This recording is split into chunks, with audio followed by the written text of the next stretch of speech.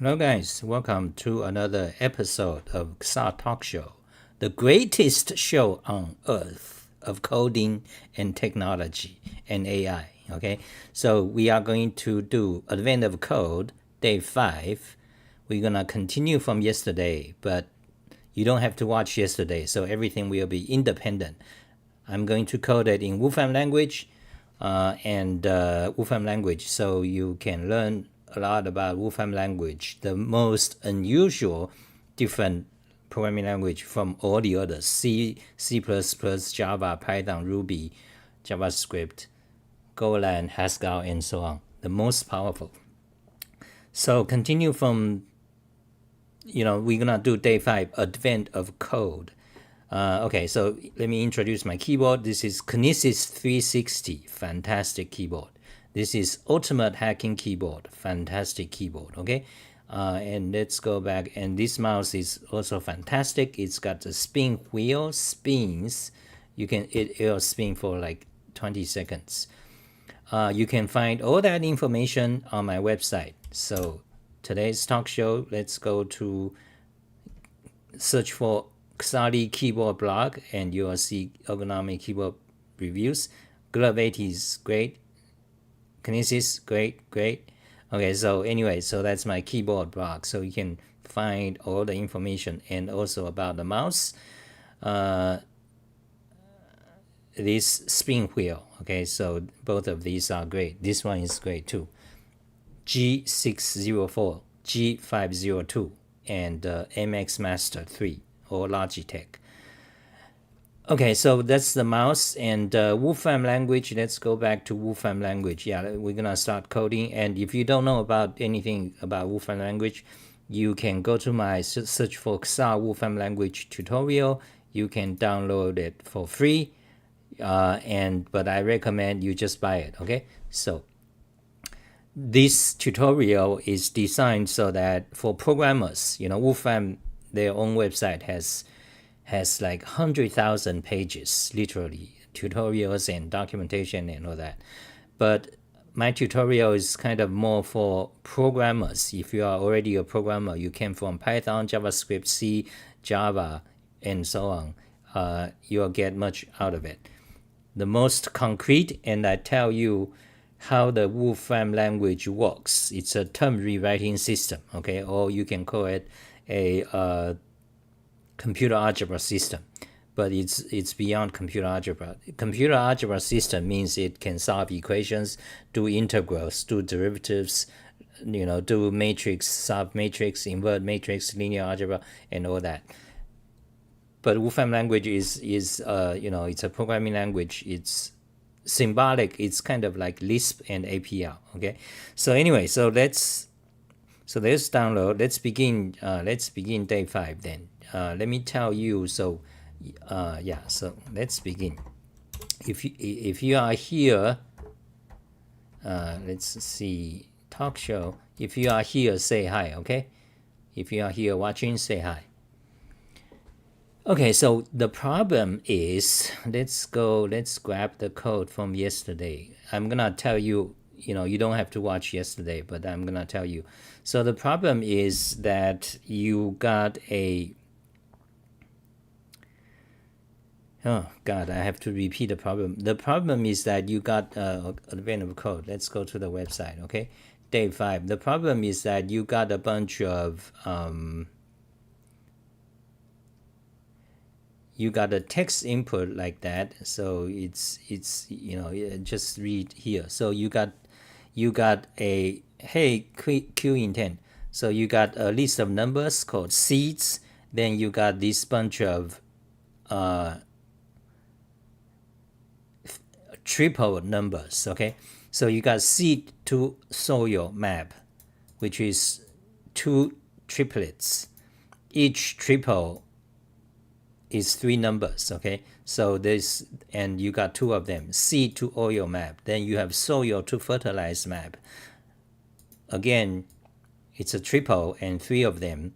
Then fertilizer to water map. Then you have water to light map. Then you have light to temperature map. Then you have temperature to humidity map. Then you have humidity to location map. Those are your input. Okay, and each of these map is several triples. Okay, and each of the triple is 3 numbers, meaning it means that the second number is the source. The first number is called the destination, and the third number 2 means there are a range of 2. So these are this means 98 maps to 50 and 99 maps to 51. Okay, and that's it. So it's a map. It's a pairing of things. And yesterday, did we show results? Okay. Okay, so you can look at this. Anyway, it's a pairing. Okay, it's a map. But they specified the map instead of one number to another number. They specify it in a kind of a range of number way. So, for example, the 52, 50, 48. That means it's a range. The source start with the number 50, and there are 48 of them. The last number is how many items. So starting with at 50, and there are 48 of them, meaning 50, 51, 52, 53, and so on, until like 97. Okay, so that's the source, and the destination is start with 52. Then again 48 of them, so 52, 50, 52, 53, 54, and so on, 48 of them. Okay, so each of these triplet numbers, they basically creates a map of mapping one number to another. Okay, so this is one map, then you have another map, then you have another map, you have like total of 7 of them, all specified in this range way. So your job is given a seed number. You have several numbers, seed, called seed. So given a number, you want to go through all these maps and find out what is the corresponding number to the given number. So for example, 79, you go through the first map. How do you go through it? Well, you see, so this means, so 58, so this line means there's a map starting from 50 to 50, 51, 52, and so on, up to 48 of them. So it includes 79, right? So 79, then the destination start with 52, then 53, and so on, 48 of them. So you just check which number 79 becomes. Okay, so if 79 is in this map, then it becomes another number, right? But if it's not, the 79 is not in this range, of numbers, then by the specification, you just return 79 itself. Okay, so the point is that given a number, you go through these maps. Each time the number will becomes another number. Then you go to the next map to see that number is in it. If not, it is itself. Otherwise, it becomes another number. So each map either becomes another number or the number itself. So eventually, you'll get a number. So 79, eventually, after going through all these maps, you'll get a number. Am I good? Say hi, those of you watching, okay? So eventually 79 will become a number. It may be itself, okay? Same thing for 14, same thing for 55, same thing for 13. Each one will become a number. And your job, the puzzle, the answer should be pick the number, the corresponding number that's least, that's a minimal, okay? That's the smallest. That is the problem, okay? So yesterday we did, so we tried to solve this by, yesterday we tried to solve this by turning it into a,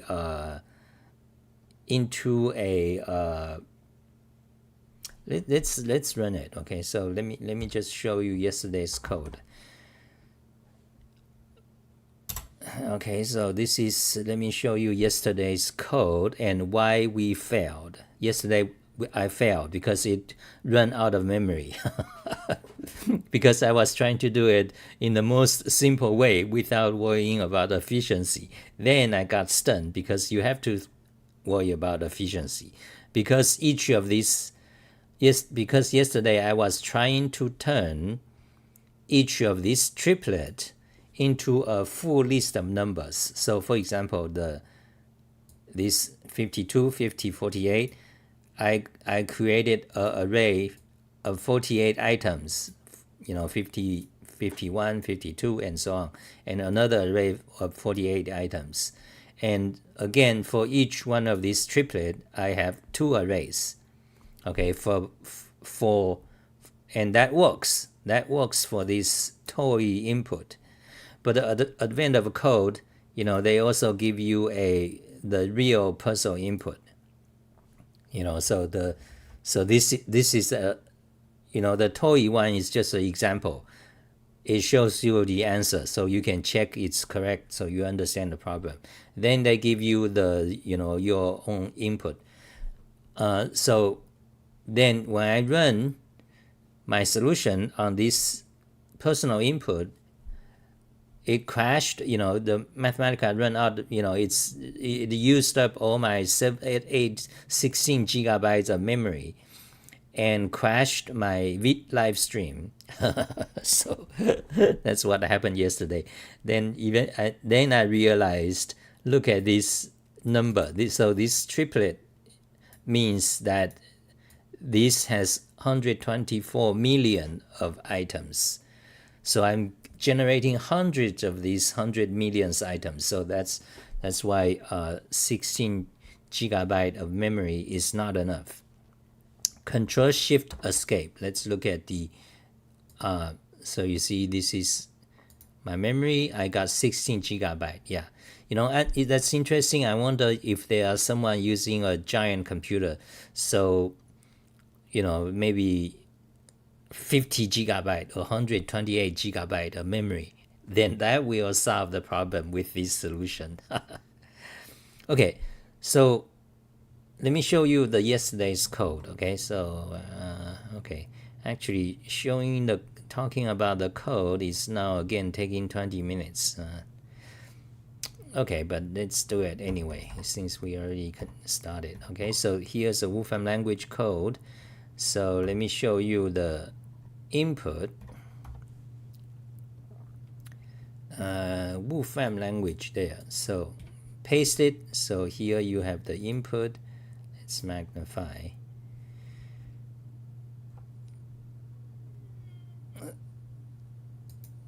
So you see here the input is a string. Okay, but we manually turned it into a let's paste it here. So basically this is the input. Okay, so each of these triplet is a map. Okay, so that's the input. Let's run it. Okay, then our solution, let's skip our solution is that. Okay, copy, paste it.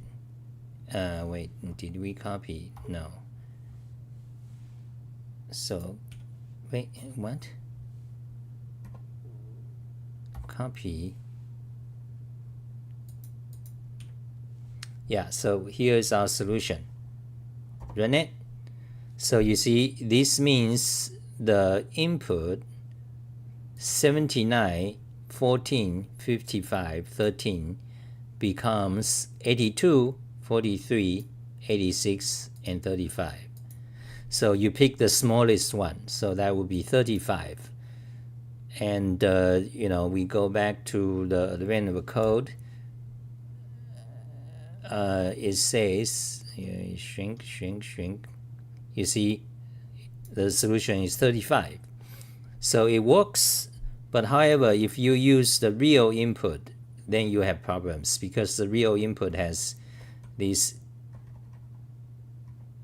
huge 100 million items. So altogether, they're gonna have like a billion How many total? How many total number of arrays? We can find out actually. So let's find out. Okay.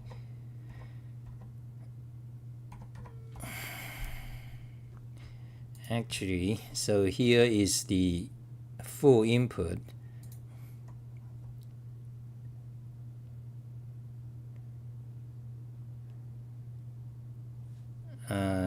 Anyway, let's not worry about this because we need to code.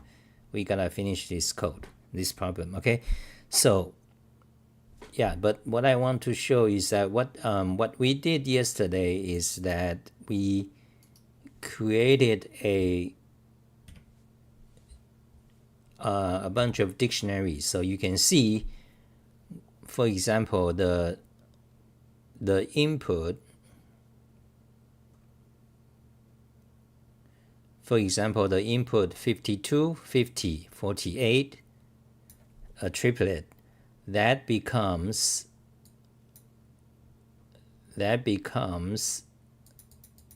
this dictionary. You see, 50 maps to 52, 51 maps to 53, and 52 maps to 54, 53 maps to 55, and so on. There are a total of 48 of them.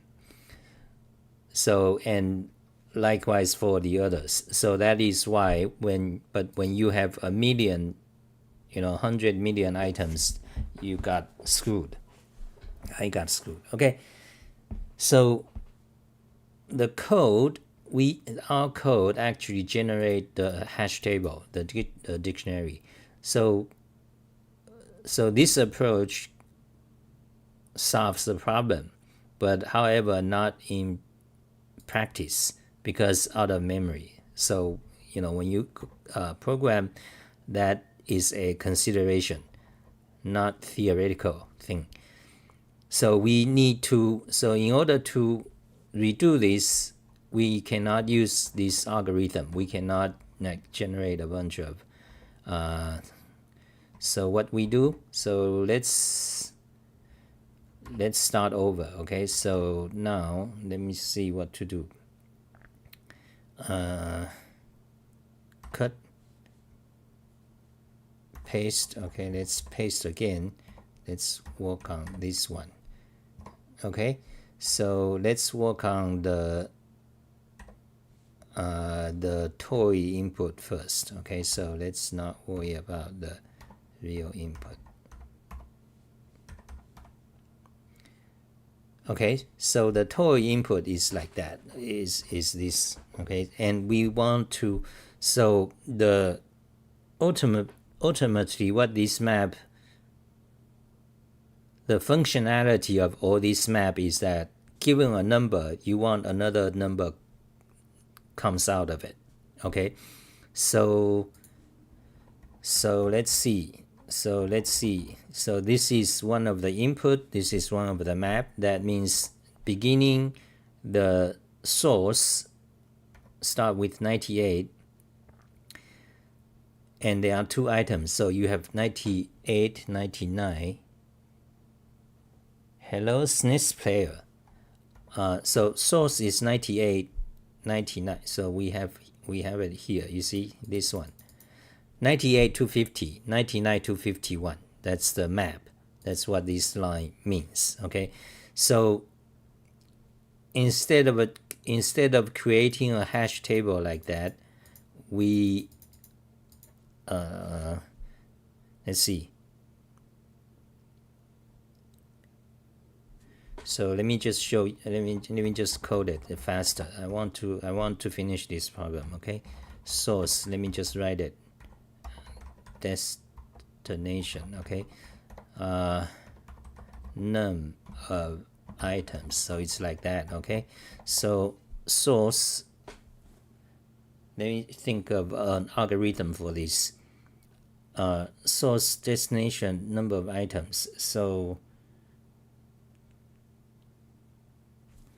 what we can do is what we want is source minus destination, then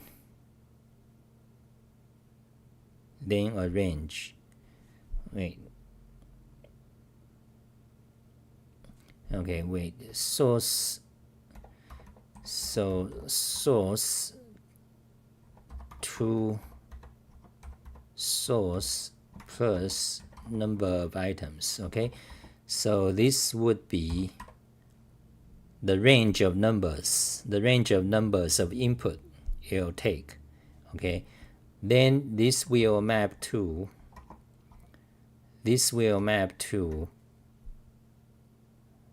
so first of all, check if the given seed number is in this range. It's in between. If it is, then that number becomes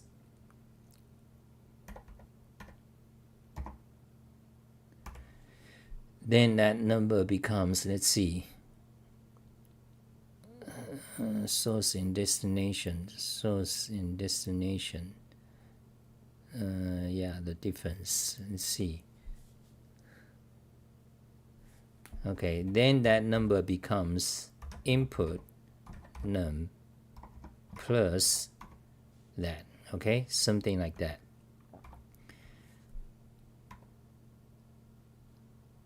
So we write a function. Okay, let's see. Okay, we write a function. This function will take a number, then we'll take another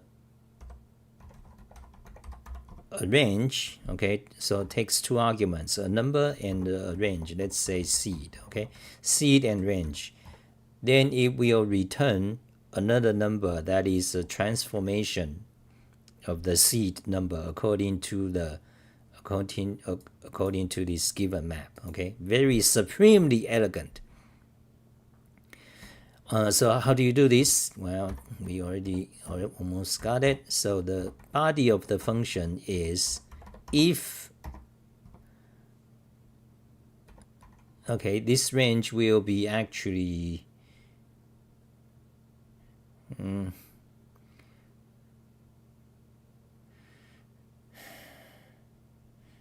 let me see. Okay, so a function takes two arguments. The first argument is a bunch of variables. The second argument is the body of the function. So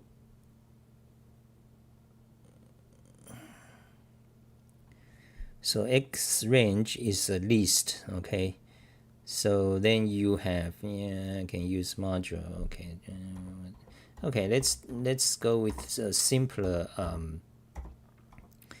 Let's define a local variable. So let me just write it. Okay, so you can kind of understand. Source equals to x range, the second one,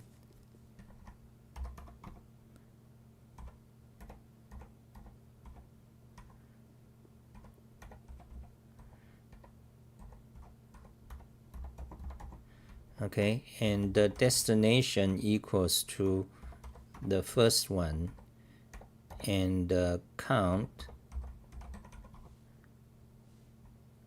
is the third part of the range, right? So we define local variables, so it's easier to understand. So we got source, destination, and count. Okay, now the expression then, the expression is, let's see, copy that. Okay, so the output will be if the number, if seed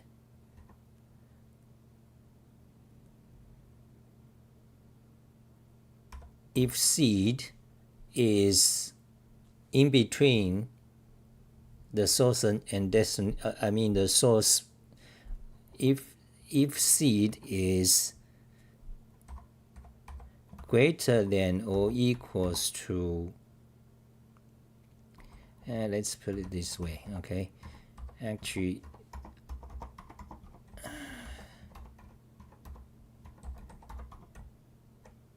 min max. Okay, if the seed is between minimal and maximum, so what is the minimum? the minimal is the source. Okay, and the maximum is the source plus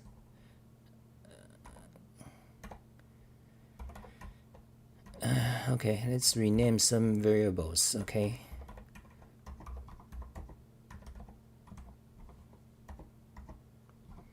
so source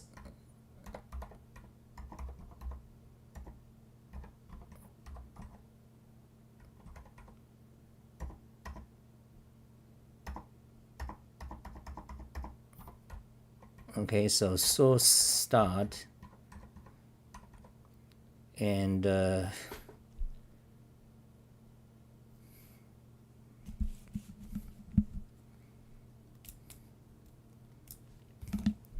so if the seed is greater or equals to source start and less or equals to source start plus number of items, then the solution, then the seed number should become then the seed number should become, let's see if there's some trick we can do this tricky. So that's my Discord. If you haven't already joined Discord, let's close it, Discord. Let's not get distracted. So okay, that is my Twitter. Okay, so let's focus on this. Okay, so if it is in between, then you do something. Okay, otherwise then just seed. Okay, otherwise it's just seed itself. But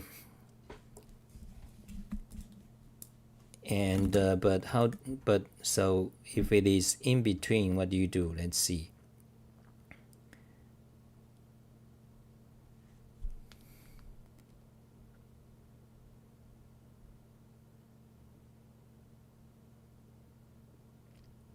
So if it is in between, I'm gonna do a trick instead of so if it is in between, then it's going to be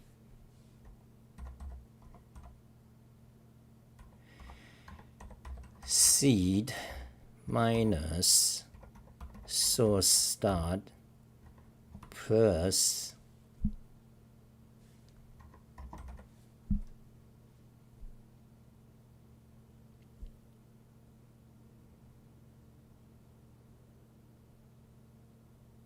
destination.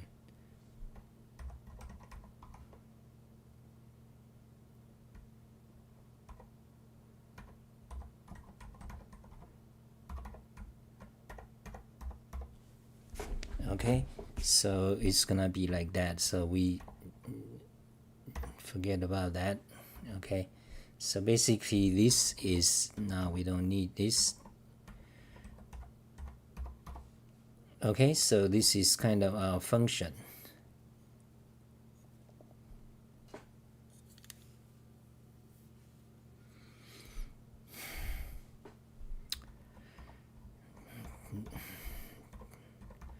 So this function, let's paste it here, Wolfram language, paste it.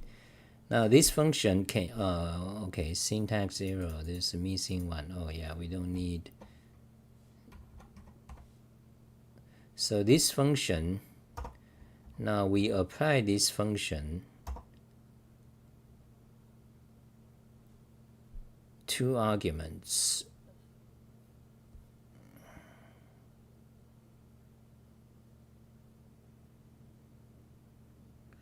This function, now we apply this function at 2 arguments. So let's try 79. The second argument is, let's try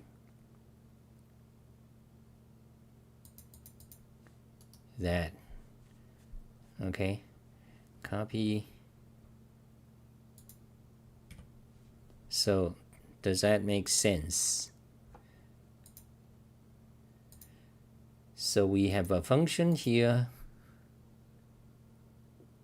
then we apply to this argument 79 and this list. Okay, that should return, let's see what it should return. 79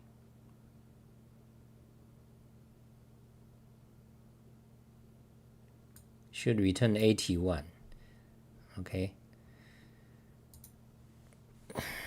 run it. Fantastic. Supreme algorithm. This is the most efficient.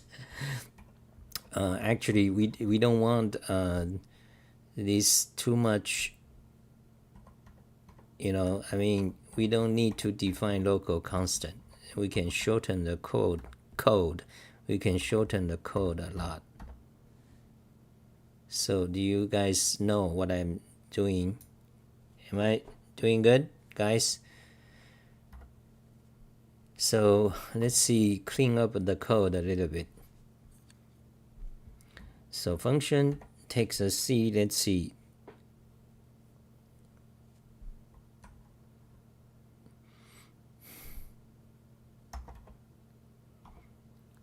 Okay, so this happens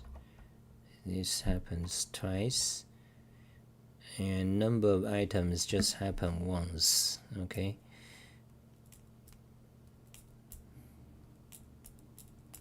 yeah, maybe that makes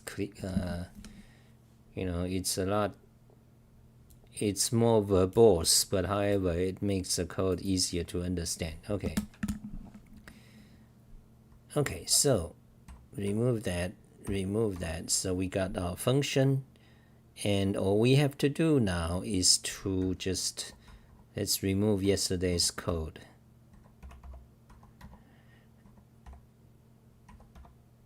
All we have to do now, and this explanation we don't need anymore. That's yesterday's code.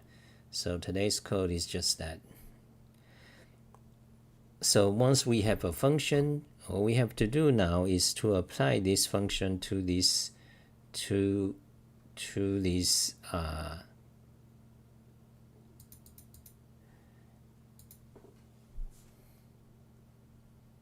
okay, let's say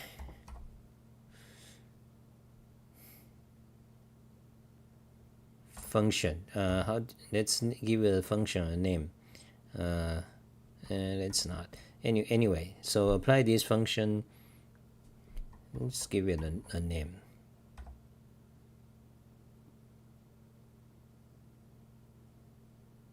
What is a proper name? The resolution of a map. Find the destination ID. Let's just say function. Okay.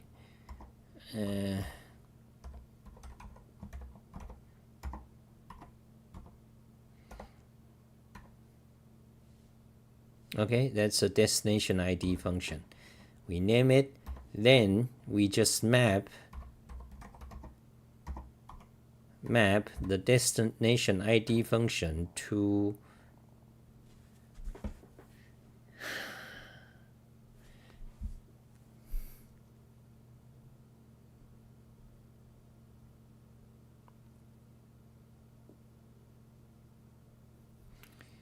we need to map them in sequence. We need to map this and this, then this,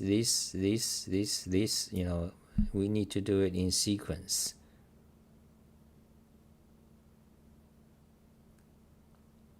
Okay, so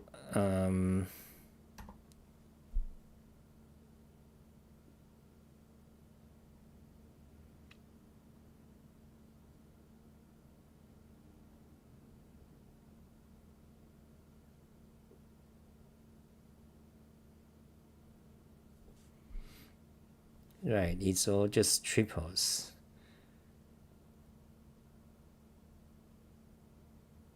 Yeah, you just map them in sequence. Okay, so you don't need, so actually So now you see each of the map, they define the map by several triplets.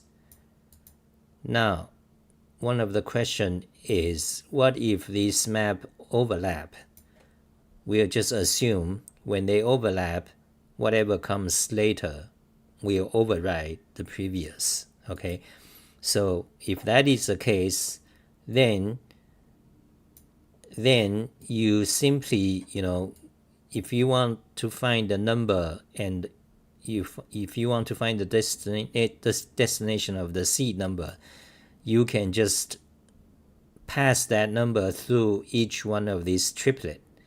You don't even have to worry about this grouping, you simply pass it to one, each one of the triplet.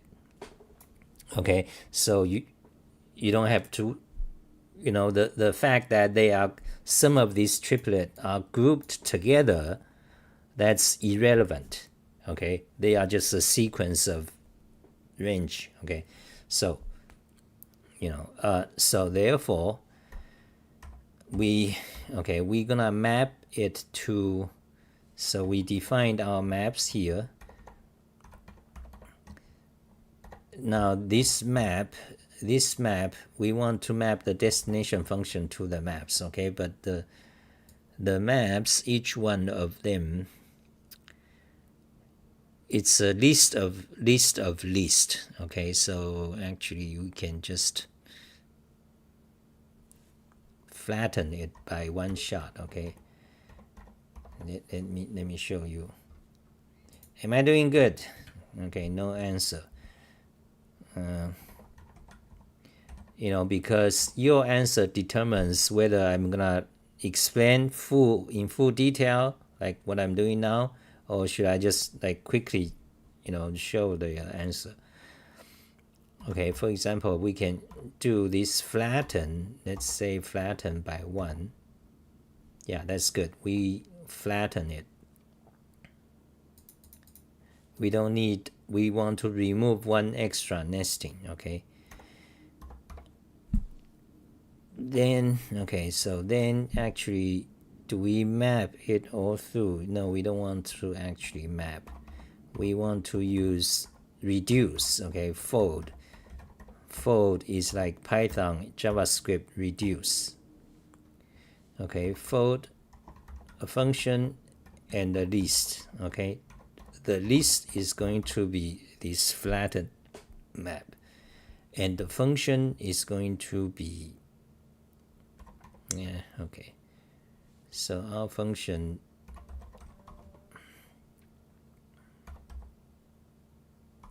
let's name it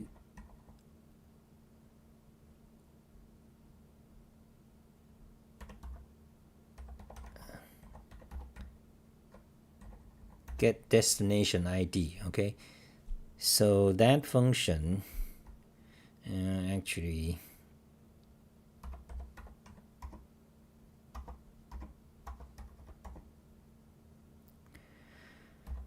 let's see, so it takes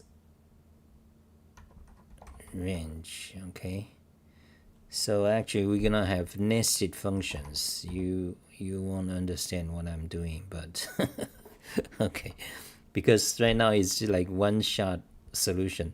Okay, let me just code it.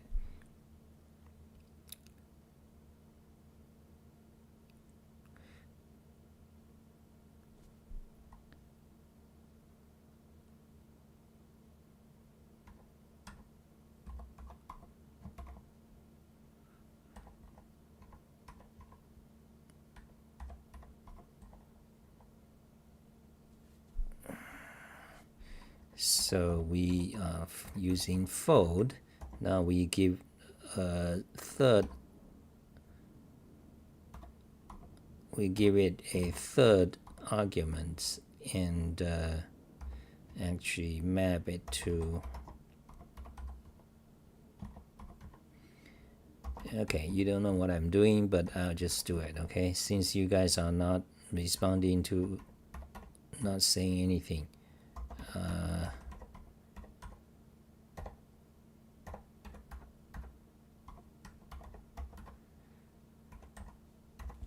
Okay, so that is a function. Then within this, so this is a function, and within this, what you do is you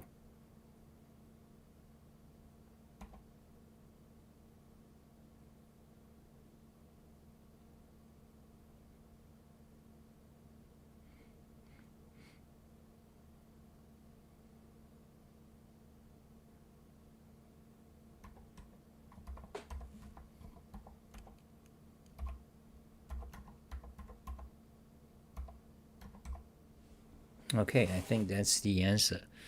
So first of all, let's define this. Okay, we define the function, then we just do this. Let's double check.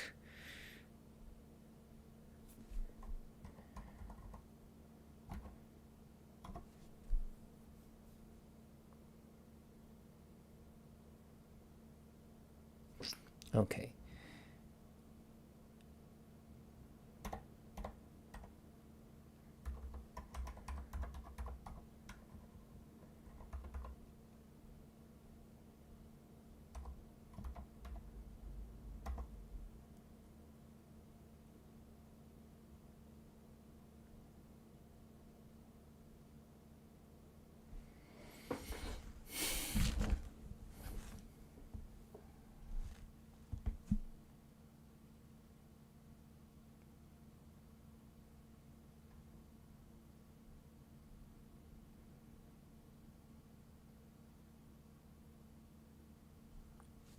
It already takes 2 arguments on the rejoin. It already takes 2 arguments.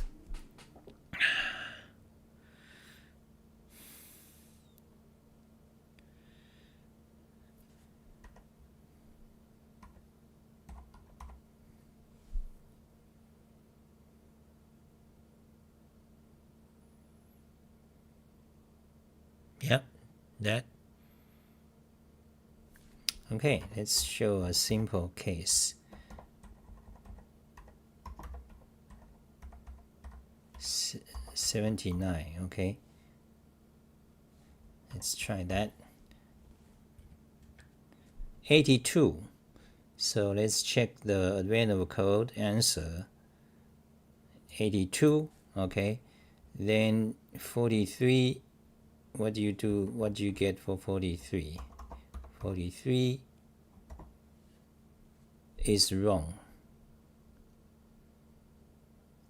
43 should return, wait. Oh, 14, okay, 14, let's try 14. 14 returns 43. We are wrong. Okay, we are wrong because we, let's see, what is seed number? 14. We are wrong because there is some calculation issues. Let's double check this.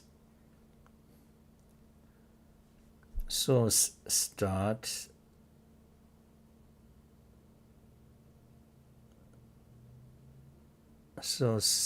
destination start, source start, number of items. Okay, then if the seed is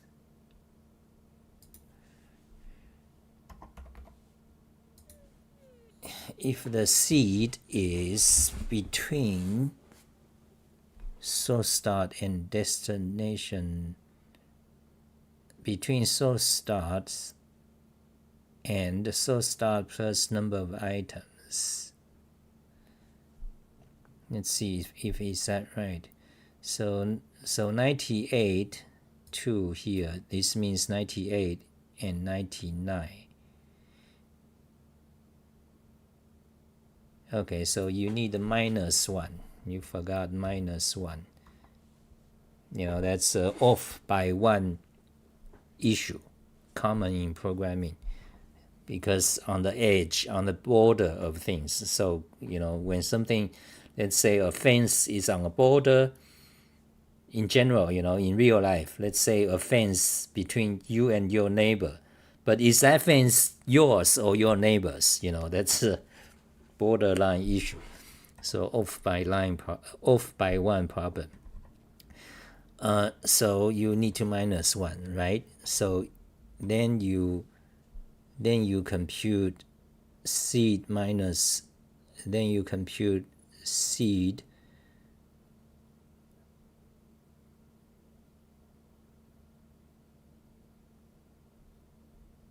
minus source start and plus destination start. You don't need the paren.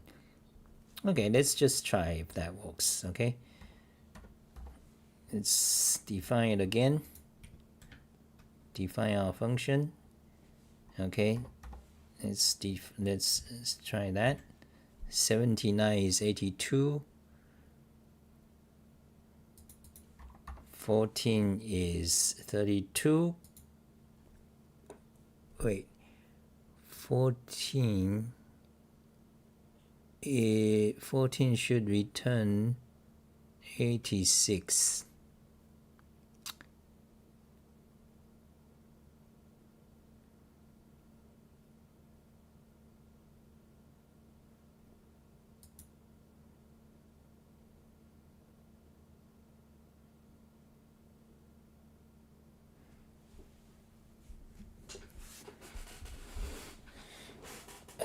What?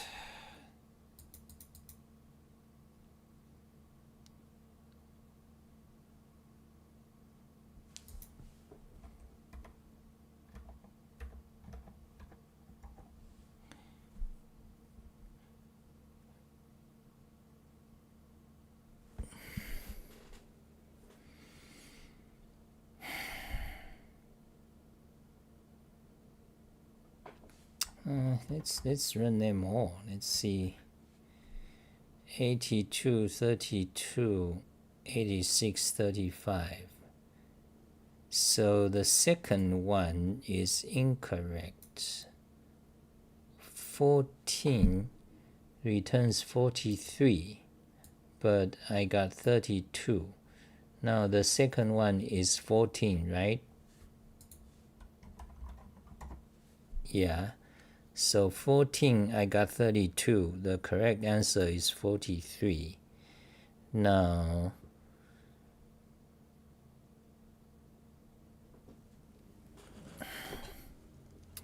okay, so now what is the problem? 14, are you sure? That's 79, 14, 55, 13. Let's double check. Okay.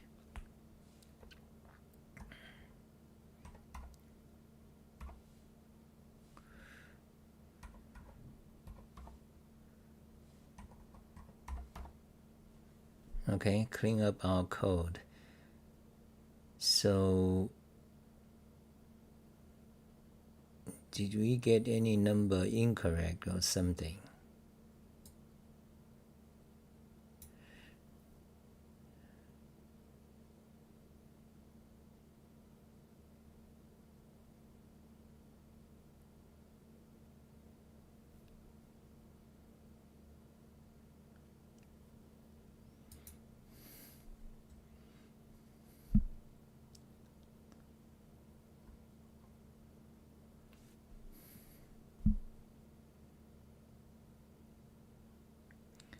So if it is in it, then you do seed minus source start. So when seed is greater or equals to source start,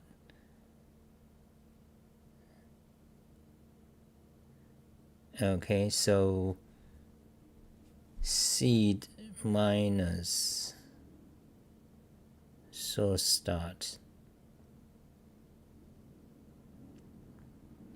So if the input is 98 in this case,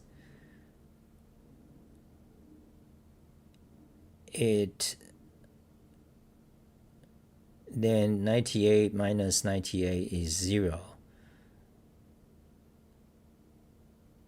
Then 0 plus destination start is 50. So 98 maps to 50. So that algorithm should be correct.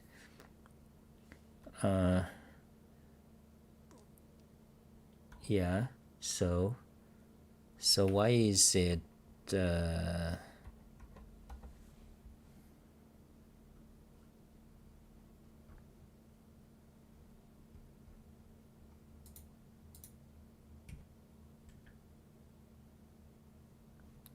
so the first solution is 82. Yeah, but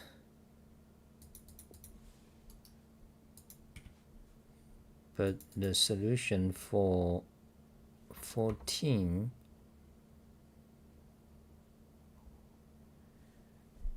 is 32, but it should be 43.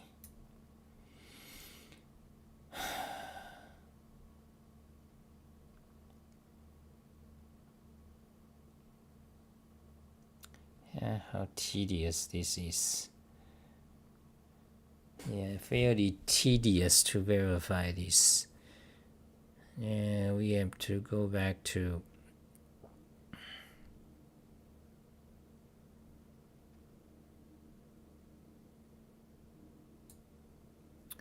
now if we use, let's see, yesterday's solution. Yeah, yesterday's solution is correct. So for the number 14, our new code got it wrong.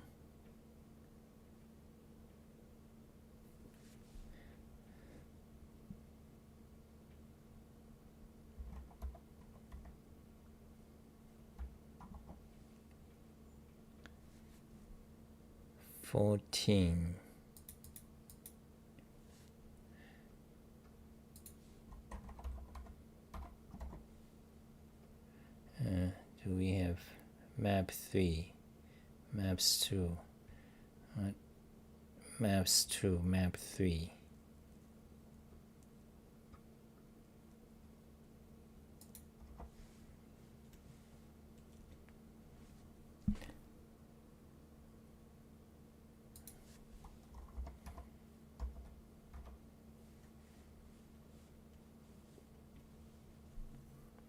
So now this is unified.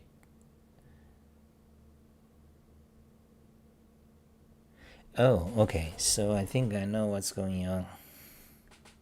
You cannot, you see, in our algorithm, before we mentioned that we assume we can just go through this, we can go through each triplet one by one. That's not the case, because if you have a number, now whether, first of all, there's a question whether they overlap or not. If they do not overlap, then if this grouping, this triplet group, they do not overlap, then you can go through all of them one by one.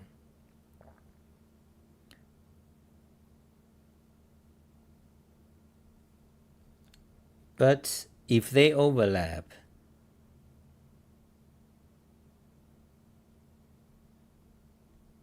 you must use the last map, because otherwise the first map or the previous ones will transform your number, so you got screwed. Right? You don't want a number to be transformed more than one time in any of these group of triplet.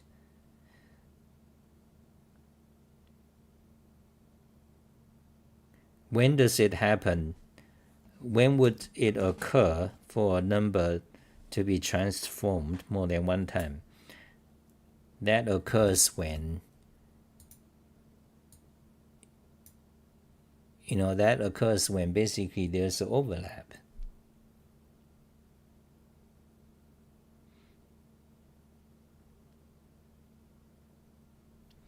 Okay, we need to fix it. Shit.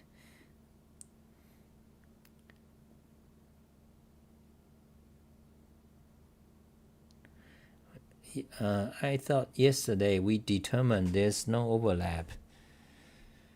God. Okay, this is not going so well now. It's already 1 hour. Let's see.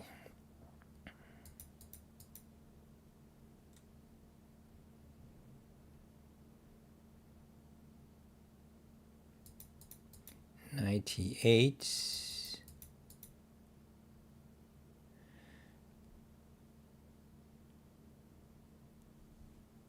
So you check. Then the second one.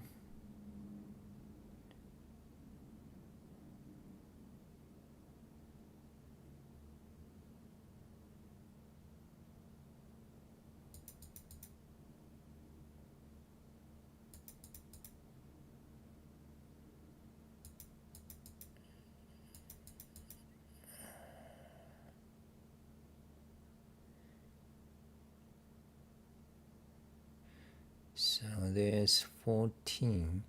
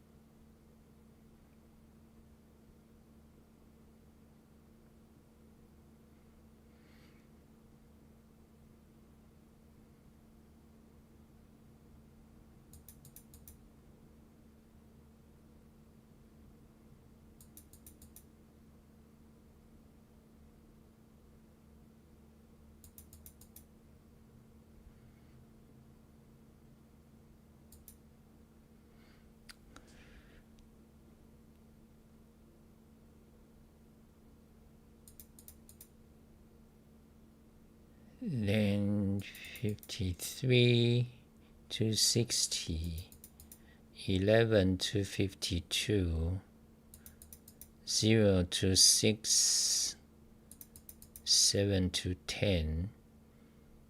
They do not overlap. That's this one. Then this one, 18 to 24, 25 to 94. Okay.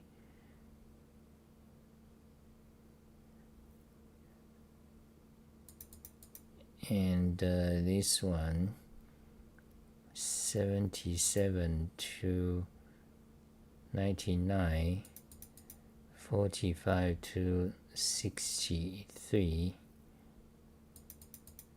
64 to 76,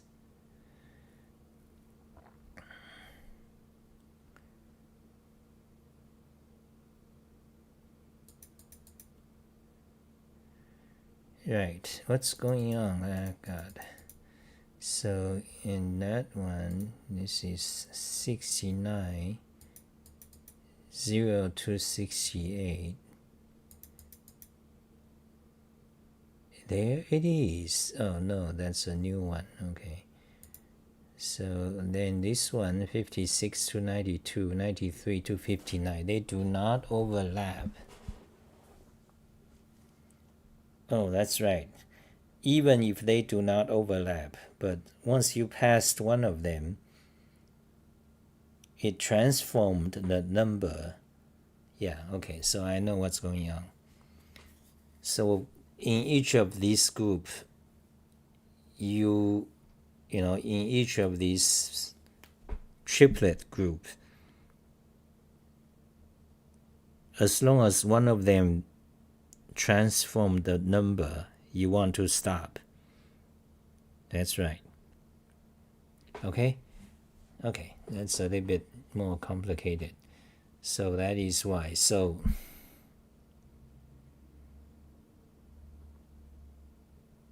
okay, so we have to modify our function.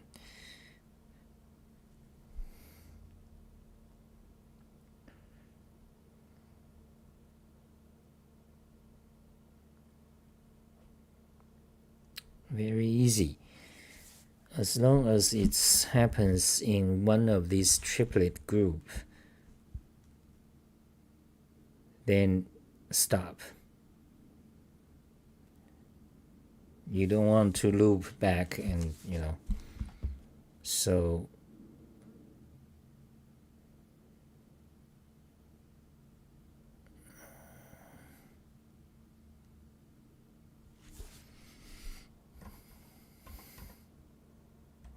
okay.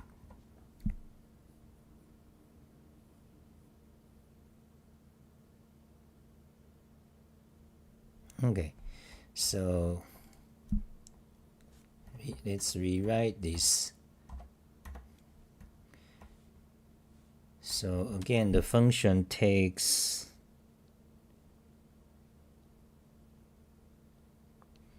two items, x and now this should be ranges more than one. Okay.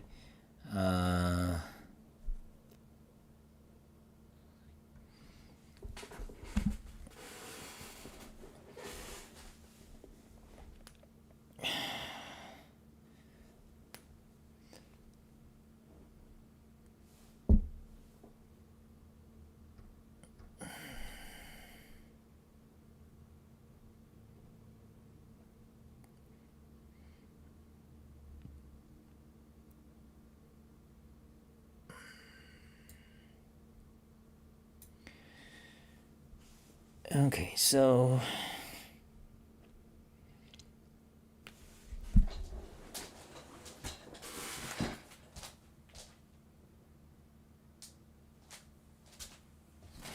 no more coffee. Let me get something to drink then.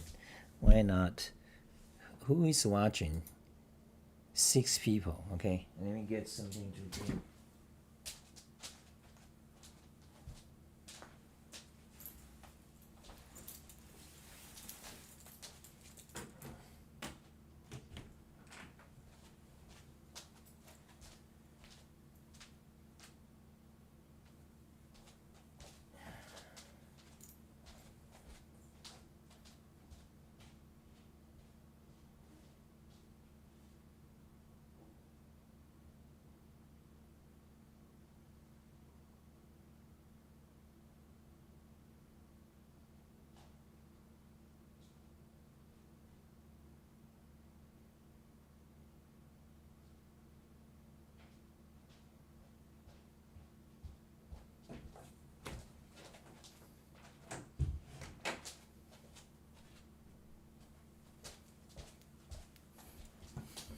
Red wine.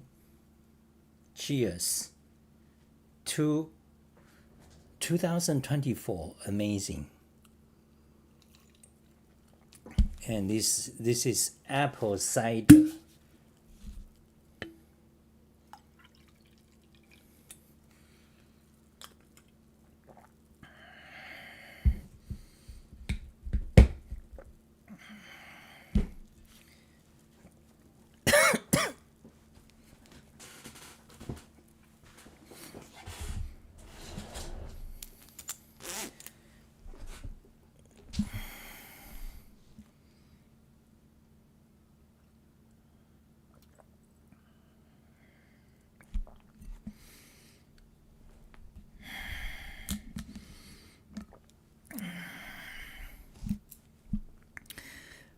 to solve the problem, you really need to think. You can't do talk and really just so you're gonna stare at me, not moving. That's on average that's what you see when you see programmers coding.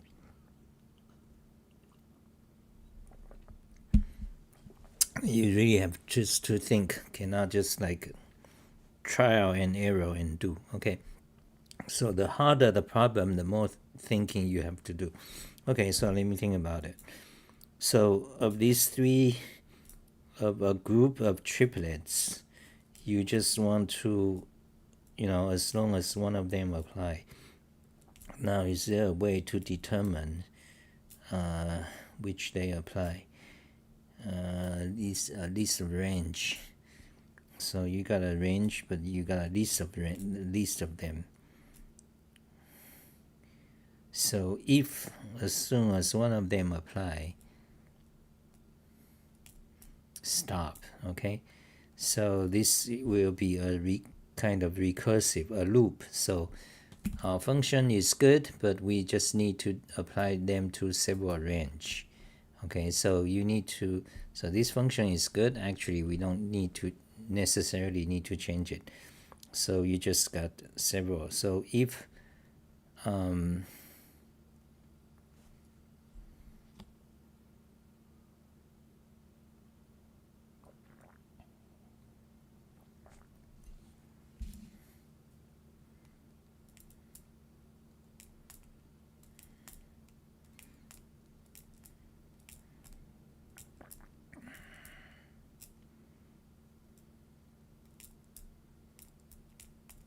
yeah, we're gonna, so there's a question, do we worry about efficiency? Because okay, so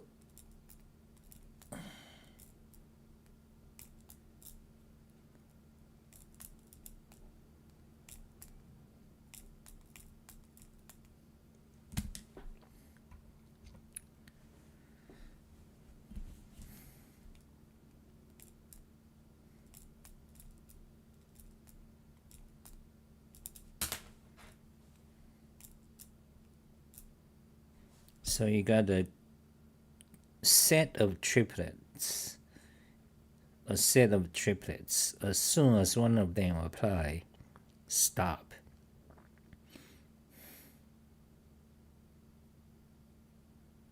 So you can kind of do a fold while. Yeah.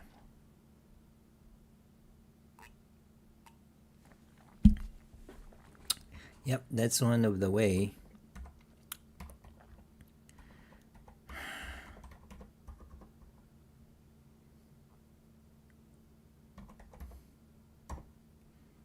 Let's look up the documentation.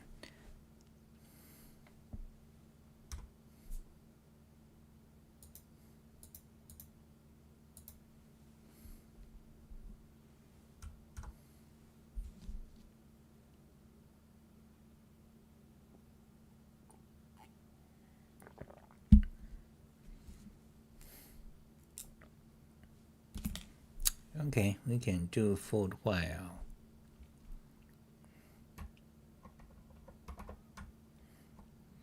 So for while takes 2 or 3 arguments.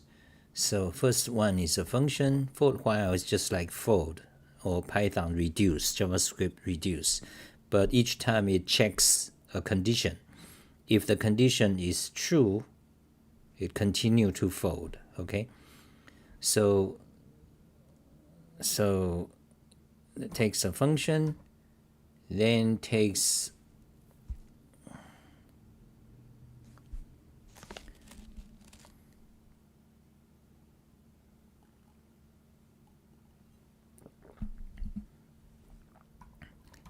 like what we have here. Not flatten. Here we don't want flatten anymore. Okay, then a condition, I guess.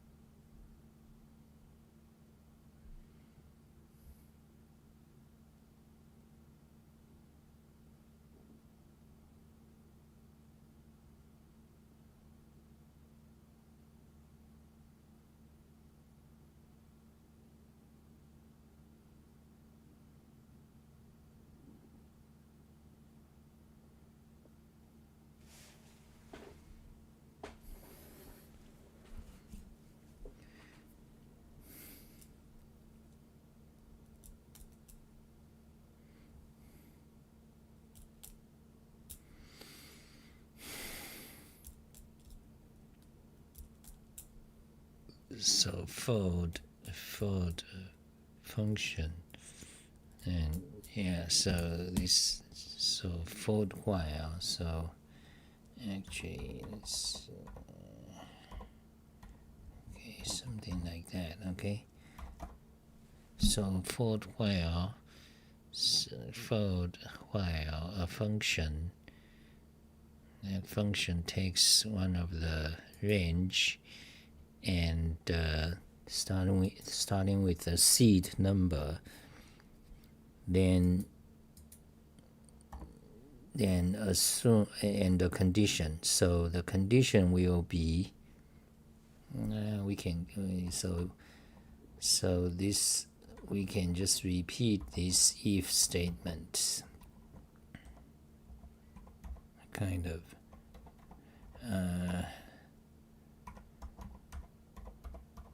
So this is a condition. The condition, well, but how do you get it?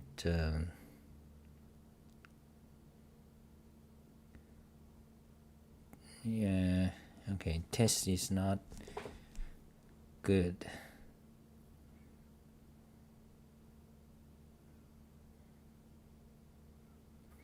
Because we, here we need, no.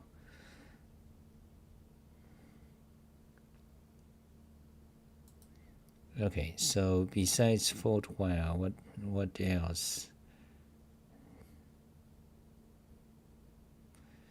Let's see, we need some kind of loop. Okay, let's see what loop do we want. We need, as soon as it's true, stop. So our function, as soon as it transformed,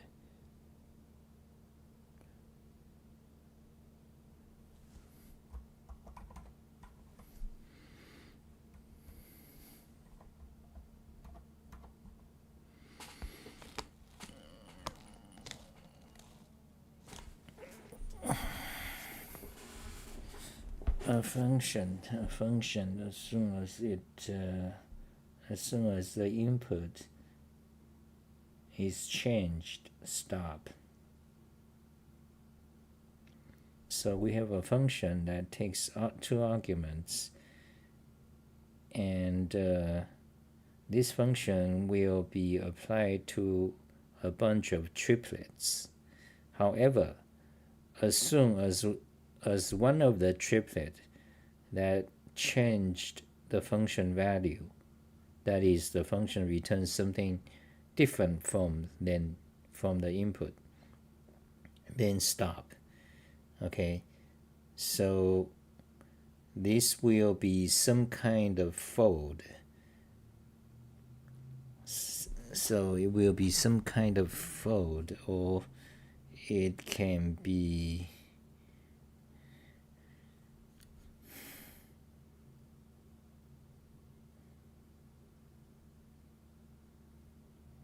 fold pair gives a result and maintain a state at each step. Okay, so you see our function, you see you see our function takes two things. One is a seed number, the other one argument is a range, and it simply returns another number that is a result of the seed, with the range. It simply returns a number, but it does not tell us the state. The state we want to know is whether the number changed or not. That is, in other words, if the number is between the range. If it is, then obviously it may have changed, and even may not. Anyway, so it doesn't. This function doesn't return a state. So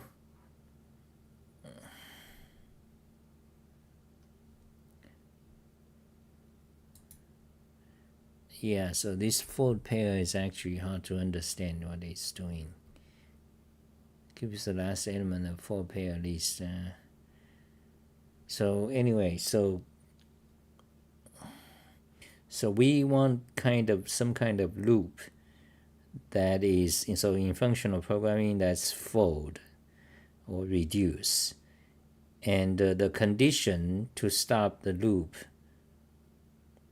is that when the input no longer, when the input to the function is different from the output. Actually, not even that, because sometimes this map can be identical maps, so that the input returns itself. So what we really want is basically to check this condition. So start less equals to seed, and less equals to source start plus number of items minus 1. So as soon as this condition is true, we use that map and stop. Okay, so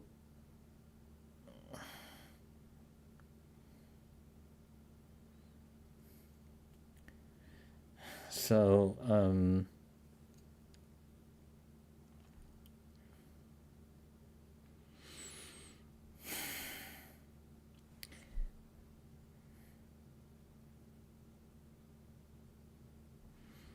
how do you use fold while? Let's see.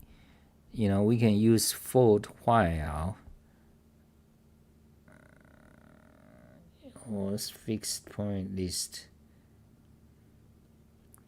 nest while.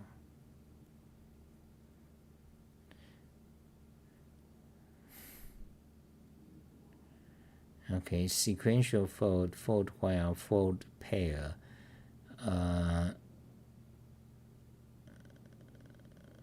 So we probably want fold while, but the problem with fold while is how do you express this expression in a functional way? Because we have all these variables came from the arguments. So fold while, let's see. Fold while 79 maps. As soon as this is not true, okay, so basically we want not.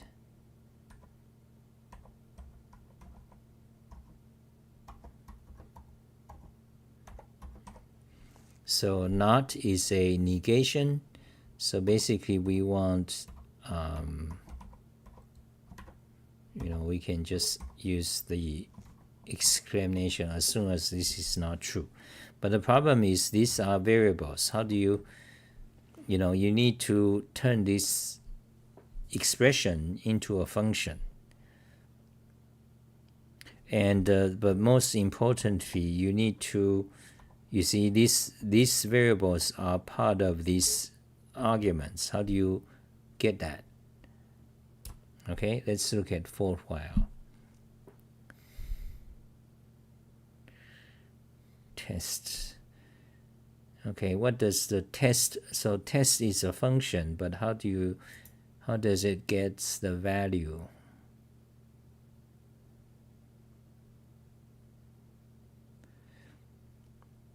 Let's see, for while detail, for while test returns the last element of for while list. If test x does not yield true, for while returns x.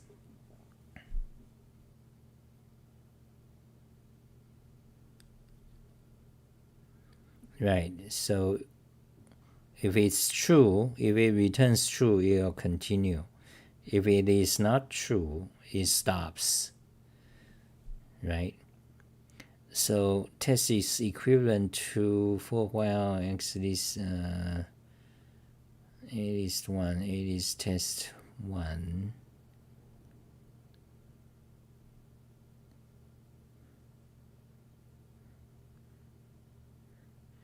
So let's look at for while.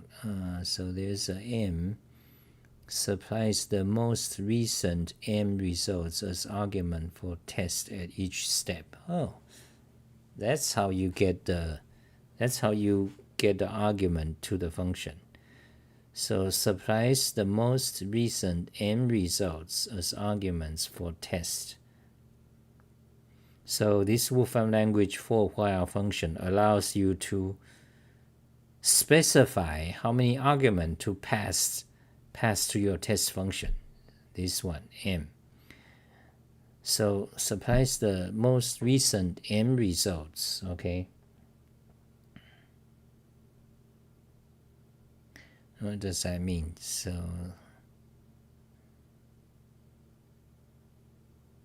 you can actually, okay. This is supreme functional programming, even more than Haskell.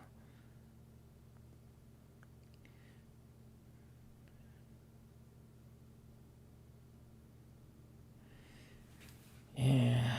So anyway, back to our problem. What we need is to this is a function we need, okay? But right now we have an expression. We need to turn this expression into a function. And the problem with that is that where does the argument came from for the function? And here the m kind of indicate that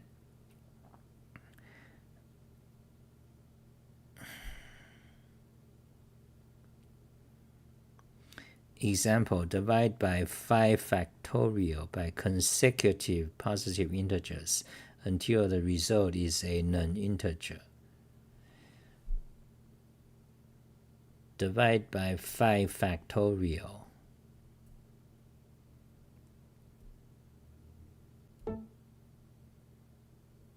Until the result is non-integer.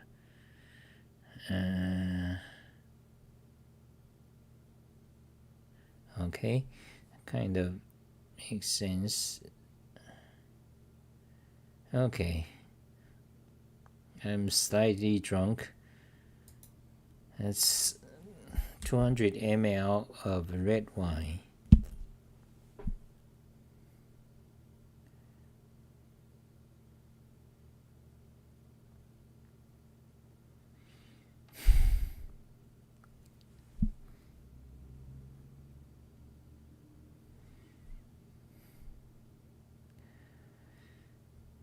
So what are we doing? We are trying to figure out how do you use for while, and the main problem is the function. Where do you get the argument for the function? So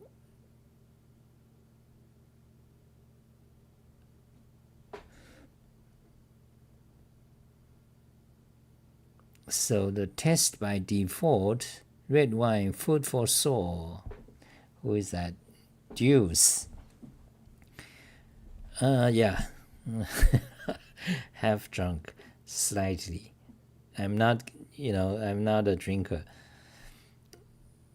So just 200 ml red wine will get me a bit dizzy.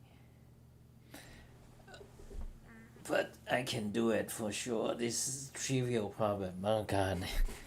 Okay, so again, we are trying to figure out the function. Where does it get argument? So by default, the argument that fed to the function, that feeds the function, is whatever this f returns. Okay. So in other words, whatever the get destination ID function returns is the argument to this function for while. Okay, but that's not enough. We also need the input. So for while test, for while list test, okay, and for while test m supplies the most recent m results as arguments for tests at each step. Okay, that is the key. Supplies the most recent m results. So we want it to be 2. So let's start to code. Let's write this. So we want right now we want to turn this expression into a function. Let me show you how to do it. Okay, function. Okay, x y two results. Okay, and then we need to say two according to the documentation. So two result. Then what you want to say is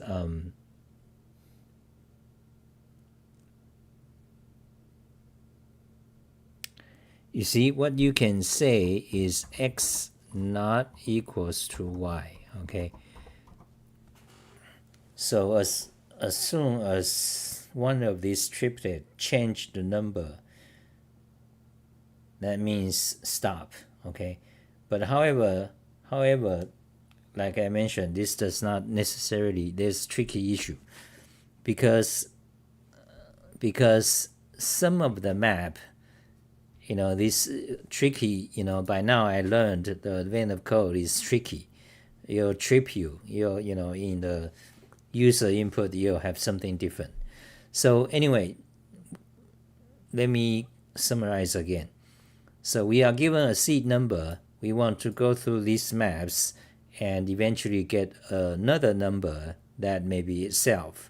That is the answer. Okay. So each of the input number correspond to another output number. So among this list of input, we got the list of output number, and we want to choose the smallest one. That would be the answer for this advent of code day 5. Okay, for this advent of code day 5. Now when this seed number is fed to one of these group of triplets in sequence. Okay, now let's suppose the second group of triplets. If any one of these triplet apply, you need to stop. Okay, you cannot turn the 79 to one of these triplet and apply to another triplet. No, as soon as the seed number fits in one of these triplet, you need to stop. Okay, then you go on to the next map. As soon as the number fits into one of these, you stop. Okay, but the tricky part is, this is where we are at. We are trying to find, this is where we are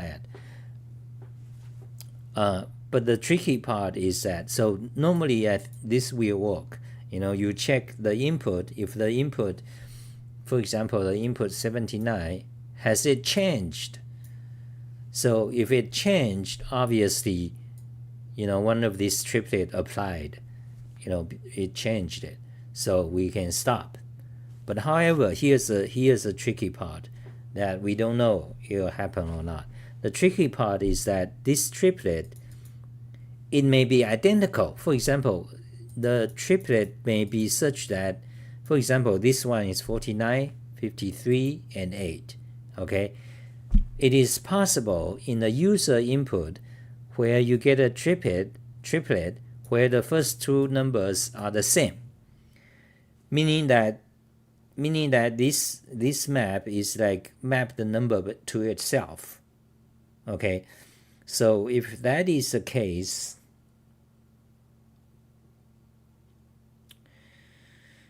do we have to treat it in a special way if that is the case? I mean, so if there's a triplet that maps a number to itself,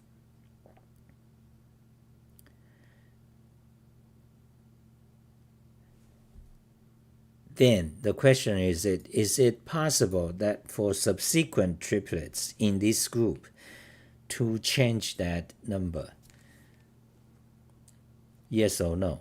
Okay, that is a tricky question. So if there's a triplet that maps a number to itself, that happens when the first two numbers of the triplet is identical. Okay, if there's a triplet that maps a number to itself, then the question is, does subsequent triplet possibly change that value?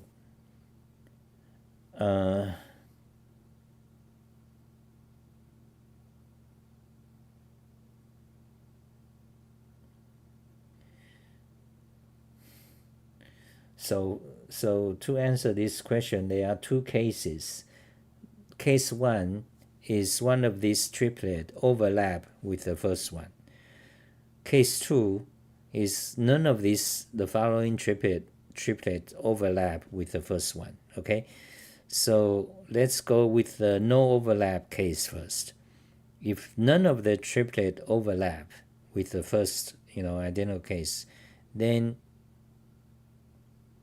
it doesn't matter. So if there's no if they don't overlap and the first triplet returns the number itself, then it doesn't matter. You can just stop. Okay, as soon as you detect that mapping through this gets you an identical number, you can stop. Wait. Okay, let's think. I'm not too sure yet. Let's think about the overlap case. The overlap case is that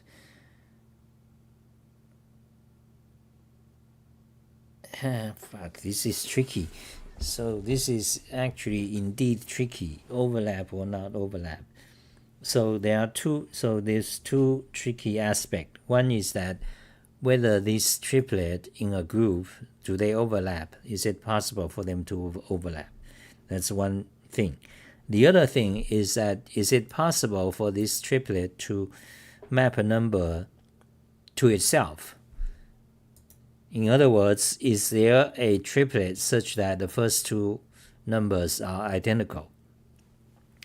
So this is two aspects of complexity. Then you have to consider the crossbreeding of these two. So you have four cases,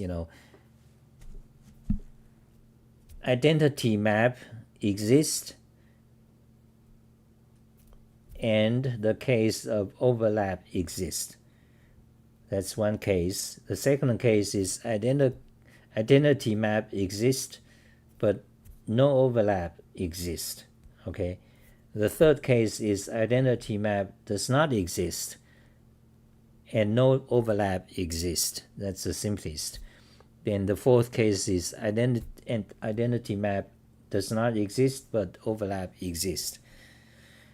Okay, so I have to think. God, I'm slightly drunk. What is this? German, hello. Shuffle gun 10, hello. Okay, so I don't know where I'm going. We can just do trial and error, and but that's no good. Oh shit, this trivial problem. And what? How long have I been? 100 minutes already. Fuck. Not so easy. So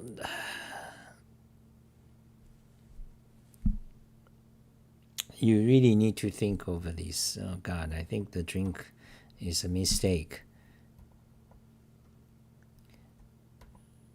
So how many people are watching? 4 people. 3 people. Okay, it's just like one of you are watching.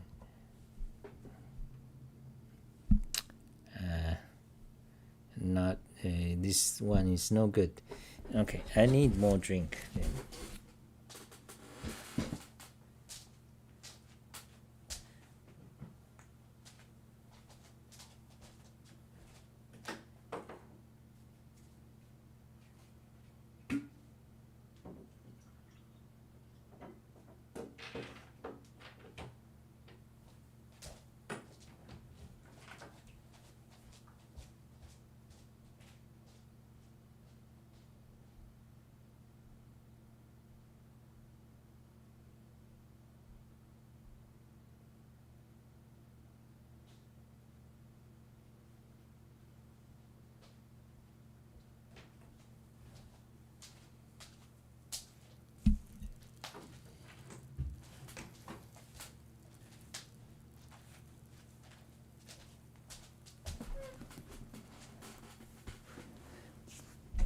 Don't drink and cold. Hello, Nightberry. Happy New Year.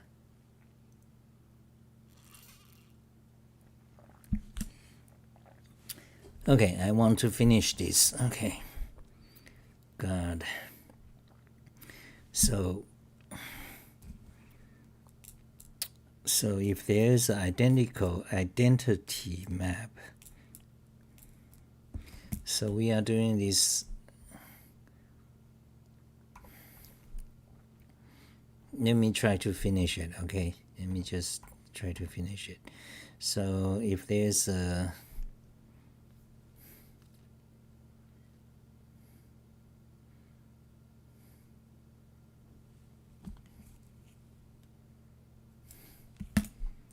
okay, here's the issue, okay?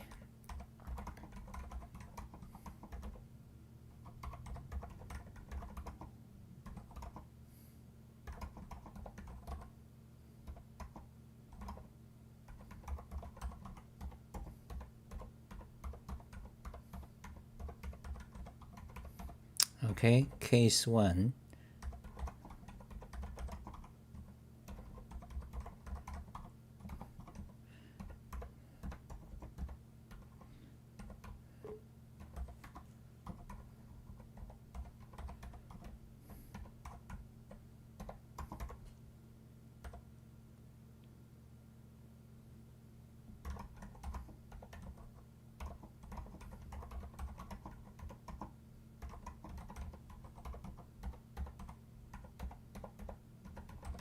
Case 2, issue 2, okay?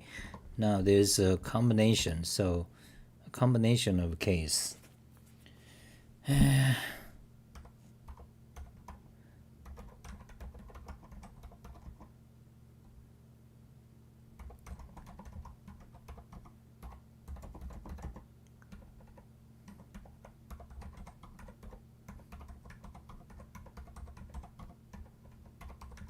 Okay?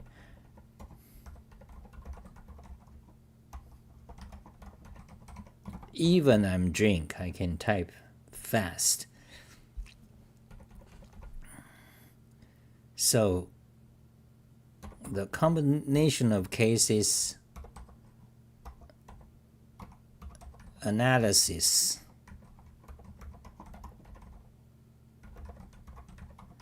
so what will happen, you know, so that's what we are trying to figure out. You know, I instead of just talking, I write it down so you guys can watch something, some show. So this is like reflective analysis, like I'm not even thinking, I just mechanically type out the logicality. So I'm doing this analysis of the problem via a mechanical process. I'm not even thinking about it. But okay, so there are 4 cases. I mean, if I'm actually thinking about it, I don't need to, you know, write it down. You can just think about it in 1 minute and you'll find out. But I'm now half drunk, so I write it out. So yes, identity map, and yes, overlap. So when there is identity map, so you have this situation where consider some of these triplet, they overlap, and some of them are also identity maps. So what would happen? You know, what would happen to those cases? So let's suppose the first case, there's an identity map, okay? So let's say 79 and one of these triplet is 79 something. So it applies, but it returns itself, okay? You know, for example, one of these is 79, 79, 1. That means, you know, 79 returns 79.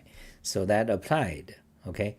But however, let's, in the case of there's overlap, so there's another one of these triplet that 79 is in between. So let's say 179.10, right? So in that case, 79 becomes 100, right? Because there's overlap. 79 applies, both of these, sequence will apply to 79. So in this case, when there's identity map and when there's overlap, it is possible. It is possible that after you went through the identity map, the number will change.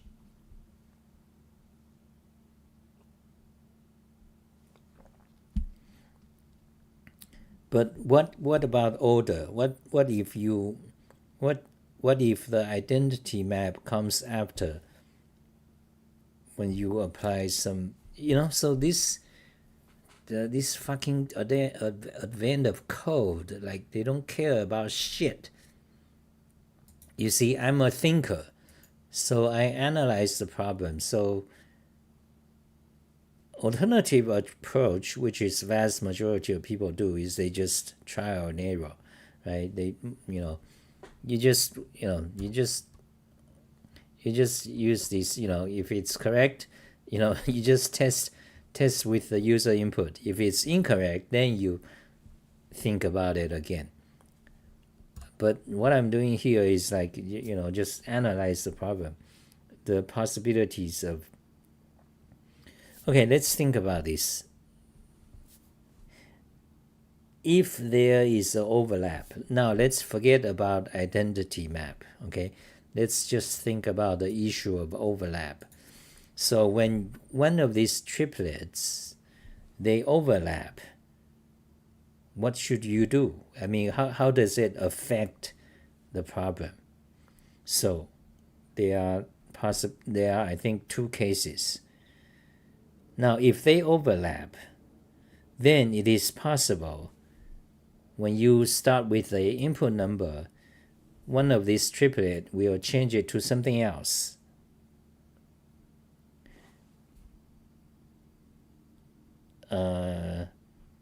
Wait,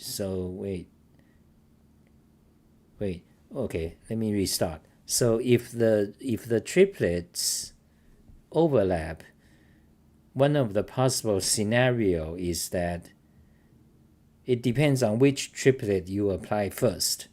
So you apply this triplet, you get one number, but you apply this another triplet first, you get another number, okay? So in other words, this map is inconsistent. That's what happens, okay? So now I finally, thinking about this thoroughly, now I understand. So if the triplet actually do overlap, and if they are not identical, then that means this map is simply inconsistent, okay? So what does that mean to this problem? Well, the thing with advent of code is that it doesn't guarantee. I mean, they don't typically guarantee that it's consistent. So we cannot rule out the possibility that they are overlap and inconsistent. So for example, if the input is 79, one of these triplet may change it to 100, but another triplet in the same group change it to 101. So you got a problem. Which one you should. So when you are trying to solve the problem, you have a decision to make. Is it true that as soon as you find one of these triplet that apply, you exit this entire group of triplet, or you keep checking if there is another, because of the overlap exists. So you got this, so first of all, there's this issue of overlap. Okay, but so far as I know, the TOEI input, they don't overlap. Okay, but you don't know if the actual input overlap or not. That's the thing. That's the thing about the advent of code. They don't. it's not very precise. Okay, but anyway, so you do have this overlap situation. Let's keep that in mind, okay?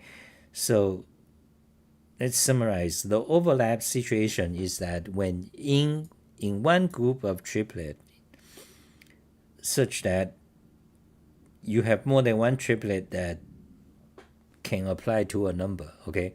And they are not identical triplets. So you get so the output may depends on whether you apply the first triplet or the second triplet, okay? That's one thing.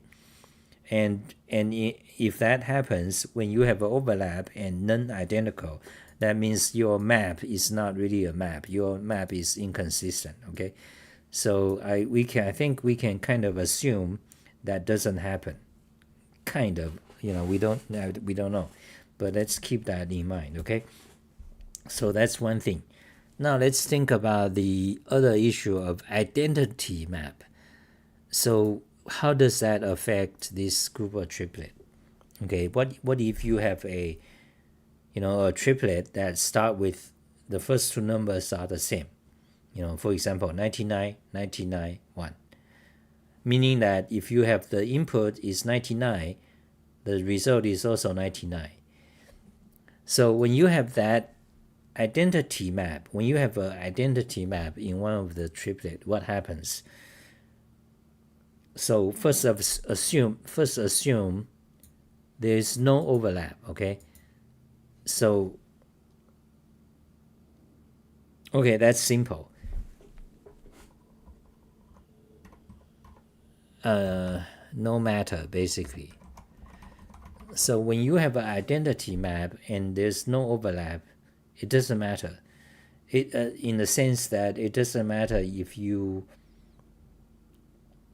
basically when there is no overlap, then you can fall through any of these. Wait, no, you cannot.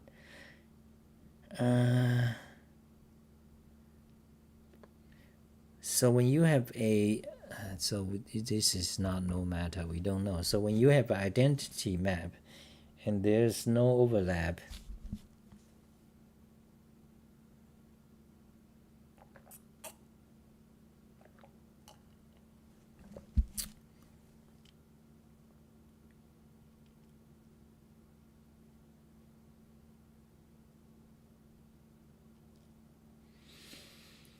this is complicated to analyze, but actually I kind of I'm going like philosophical about this. But another way simply is that you simply check all these triplets, okay? You just first of all, you just check all the triplet to see if there's one of them, if there's no overlap, then there's only one of them that applies, or none of them applies. Then you just pick that one, then use the function, then you get the number, okay? So that would be the common approach instead of me going philosophical about it. So Naiberry says you look into both directions when crossing a one-way street, while most AOC solvers only look in one direction. Yeah, thank you. Okay, so so let's go back. So let's continue whichever way I was going. So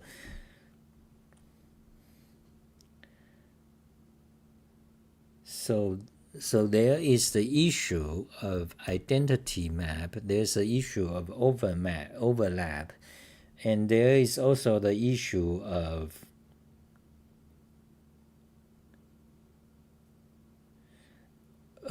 you do not want to go through them, all of them sequentially. Like typically when there's one match, the input number is in between, you stop, okay? I think that's assumed, because I'm thinking too much. I'm thinking too much. I'm thinking too much about overlap, about identity. But basically, I would say that the standard solution to this problem is that as soon as there is your input number fits into one of these range, you stop. Okay, so don't worry about this overlap or identity map. Okay, I think that's it. Okay, so how do you do that then? I want to finish this problem, even when I'm drunk, I'm gonna finish this problem. So, okay, so how do you do that then? Let's just do that. So, you given a list of triplets, okay? You given a list of triplets. You want to see as soon as okay, basically this expression, basically this expression, okay.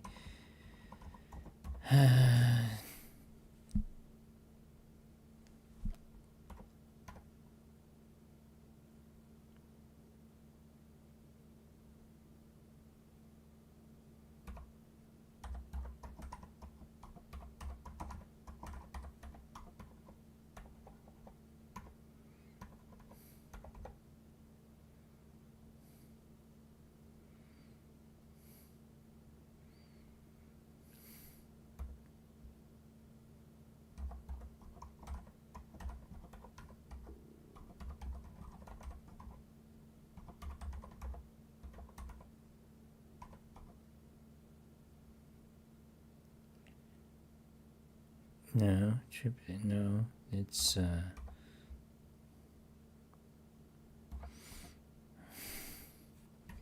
basically that. Okay, so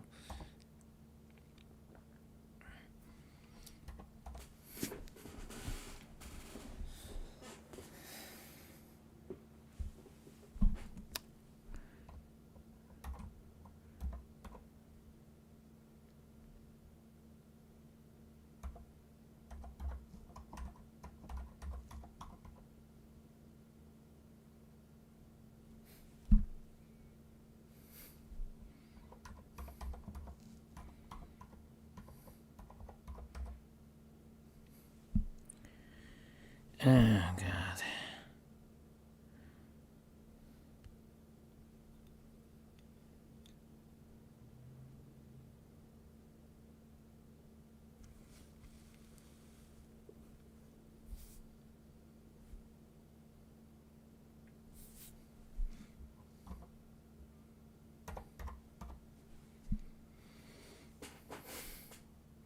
Okay, I'm just gonna code by myself then. Okay, so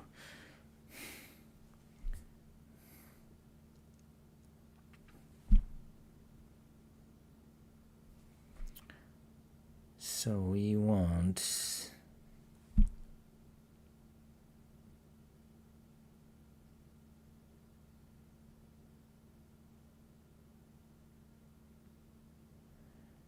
change, so you cannot go through so as soon as you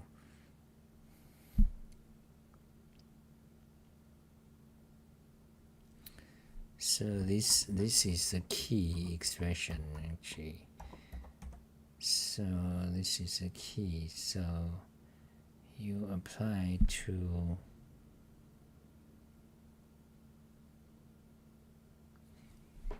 okay, so you apply to an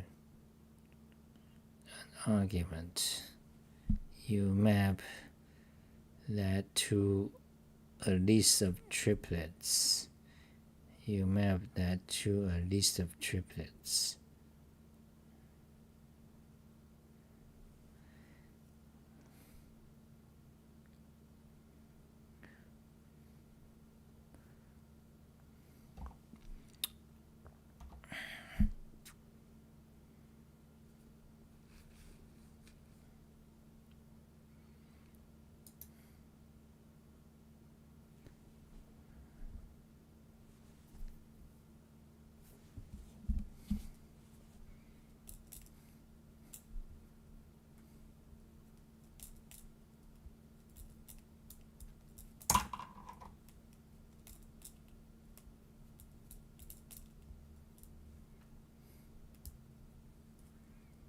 Supply the most recent M results as arguments for tests at each step.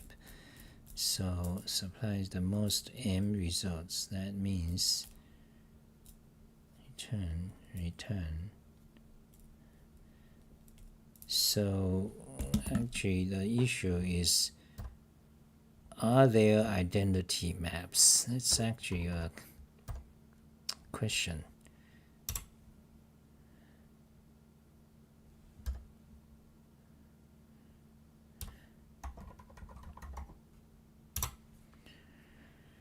The question is, are there identity maps? Because that determines your algorithm. I mean, that affects your algorithm.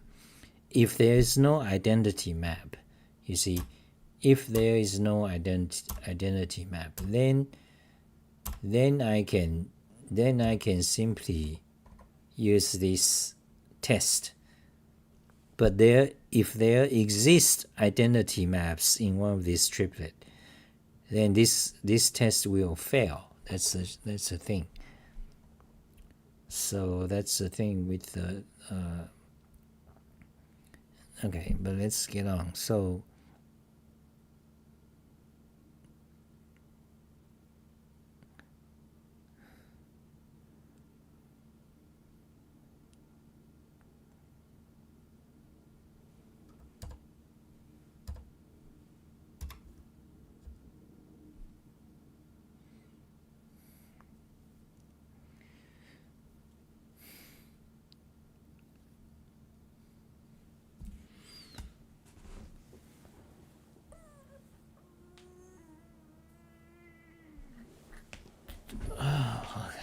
this is not good.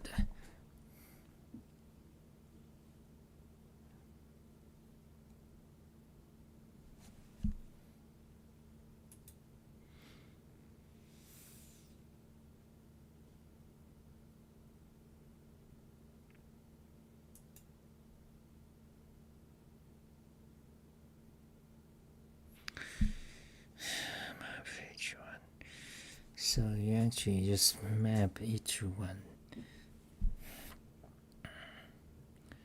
So you have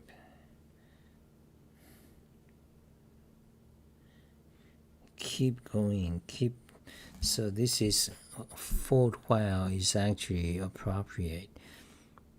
So you want to determine if, so this expression is what we really want. But how do you, but the thing is, how do you express this expression? Let's see. The seed is the first one.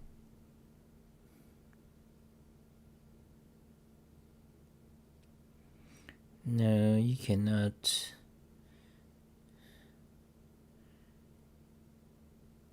Source start. What is a source start? Source start with the second one. True. Okay, basically that means source start. That's how you express source start. And the number of items is that. Okay, so that is what we want, kind of. First argument, second argument. Yeah, that's kind of what it is. So if that is true, if that is not true, stop. Okay, if that is true, stop. So if that is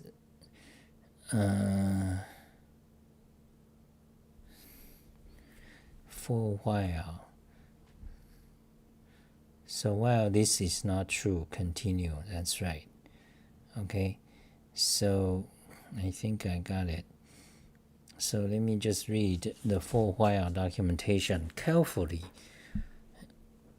Supply the most recent M results as argument for tests at each step. Okay, so here is a function. There it is. Okay, so we are supreme. We are writing this supremely. In fact, it's just trial and error. I know, it's just fucking trial and error. I got tired of this. Okay, we got something wrong.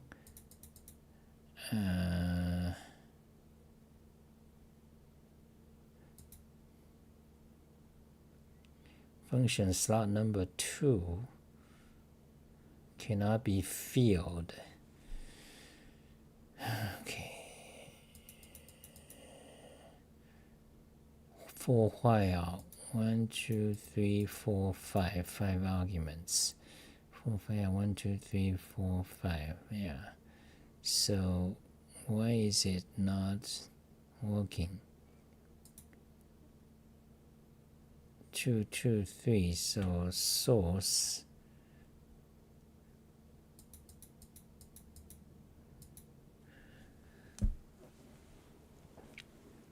Oh, okay. Now I understand, because it is supplies the most recent end results. So the result is actually just came from F, not one of these. Oh God, I need to fix.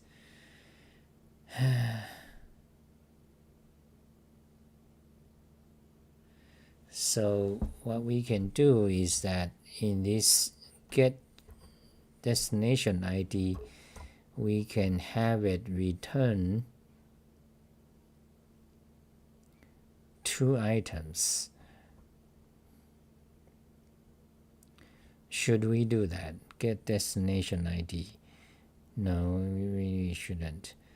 Okay, I want to.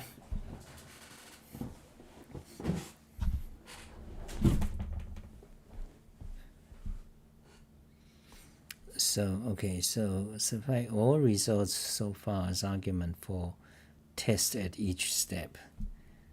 Okay. All results, okay, for while, okay. You got the results. But that's not what we want. Now this one, return the result after applying F an extra n times after test. Okay, that's not what we want. Returns the result after applying F an extra n times. No. Returns the result found while F had been applied n fewer times. Okay, no. For while F test represent an operator form. Okay, so the for while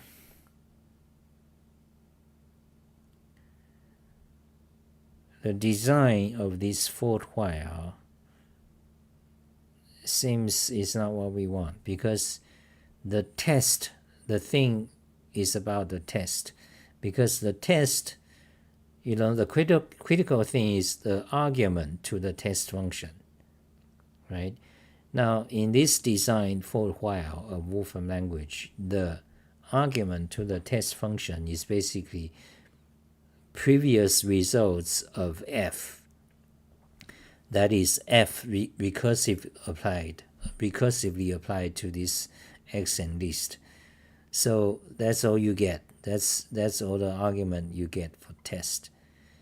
But okay, so the what we want, the test, the argument for the test, the argument we want is part of this input, this list input. So we can make this for while loop, for while function, adapt to our needs by modifying our get destination ID function by returning 2 things. One is the output we want, then the second thing is the input, is the second argument to it. But that's but that would fuck up the semantics, the ideal semantics of get ID. right? The ideal semantic of a get ID is you just get a seed number and a range and return. Okay. You could return another value, a list of values. So the second item would be true or false. True, if it returns true, that means this seed is in between the range that range applied. Okay, so you could return another argument, so we could. So that would be for the purpose to indicate the state, kind of. So let me continue. So this for while. So let's go on think about the an analysis of the design of this for while. Is it really good, or am I just it's just my special case that doesn't apply? So I mean, is this the design of this for while function? Is it general? I mean, typically Wolfram language design is. So if usually, in a quick judgment, if I have problem with it, that probably means the problem is me. It's not, the Wolfram language. I kind of know that because the it's things are very complicated, so sometimes you have to really think a lot. So in this case, it seems to me so far that the design, I mean, this doesn't do what we want because it doesn't pass the argument we need to this test thing. So how does that, so what is the problem? I mean, is the problem, is it my problem? Was I trying to use the wrong function? Or is it, let's think about, okay? So, but looking at the for while design, basically the test, all the test does, all the argument it receives is the previous result of function. So this for while is a form of loop, and the condition is just, it's almost like fixed point. It basically all the condition, the power of this for while's condition is simply the return value of the function, or how many of it. So this this for while construct is designed such that essentially it's like a loop, right? But it's a functional programming style of a loop, but it allows you to stop the loop by this test. But however, the power of this test is only about the value of the return value of the function. That's all you can do.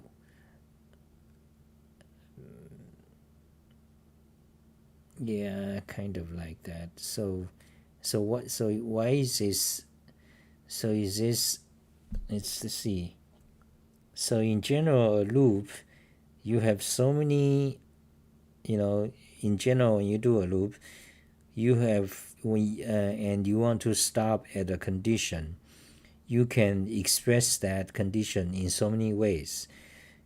But in functional programming, you need to narrow down that condition to some kind of function, in this case, right? Test, a function, test. And that in turn depends on what is the argument to the test, to this test function. And in this case, it's simply the previous values of this f. And that seems significantly narrows the power of this for while. Is it true? Well, maybe it's just simply because this is a function of programming. That's why you have these restrictions. You can't have arbitrary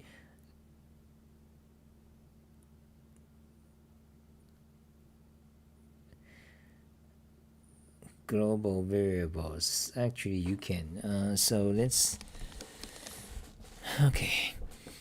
Okay, so you can use throw to exit for while before it finished. Oh, okay. And you can use unsame queue or goes on applying ever until the same result. Legend. What are you talking about, legend? Okay, so this for while, I mean, we need to solve our problems. So we've been talking a lot about philosophy and stuff. So something, I get something is not right.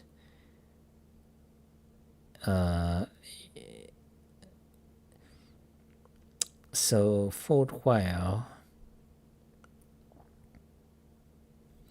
I'm kind of like stuck in this loop. This should be simply solved in 1 hour, but I got into. I'm stuck in some philosophical hole. Okay, so how do you? So let's try to just simply solve it. Okay, so for while. So the question now is, can we use it or not? The answer to that seems to be yes, we can. But if we want to use for while, we do have to modify our get destination ID function for it to return a state. Otherwise, we cannot. And that reason is due to this identity map issue. That's another hole to look into. But the issue is I don't want to modify my get destination ID. I don't want to because it's perfect. Because that really just returns. So what can you do? Well, and you do want to stick to functional programming, right? So what can you do then? Okay, for while. So for while, is it really true that I cannot use for while if I do not want to modify my function? It seems that is true. Okay, and sequence fold. So this for while and sequence fold, they sequence fold for following sequence of previous values. Okay, sequence fold is kind of like for recursive functions that depends on previous more than one previous terms. That's what this is. A bit hard to understand too. And you can use it to define Fibonacci numbers very elegantly. But I don't think that's what we want. What we want is some kind of fold or reduce, but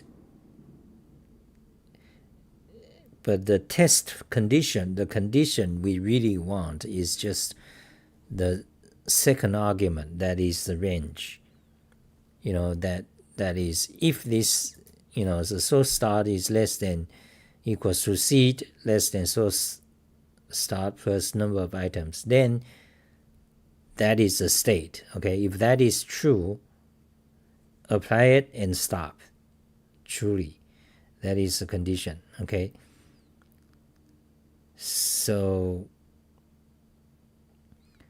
I'm trying to come up with the most proper functional approach to this problem. That is why I'm kind of like stuck here. So you want sequential, so for while,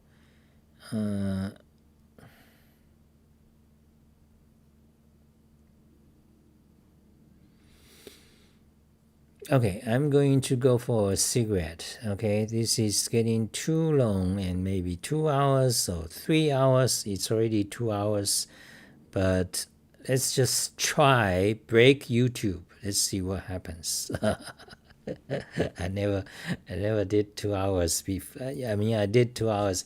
I did 3 hours before, but let's see who else is talking.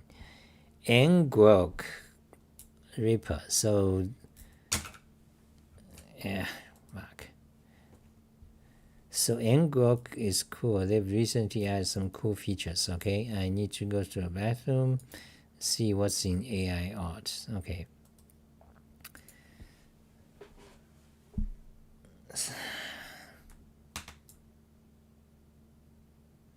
Okay, I'm gonna go have a cigarette. I'll be back. Let's just press on. Let's see what happens with this live stream. Okay. I'm gonna have a cigarette. I'll be back in five minutes.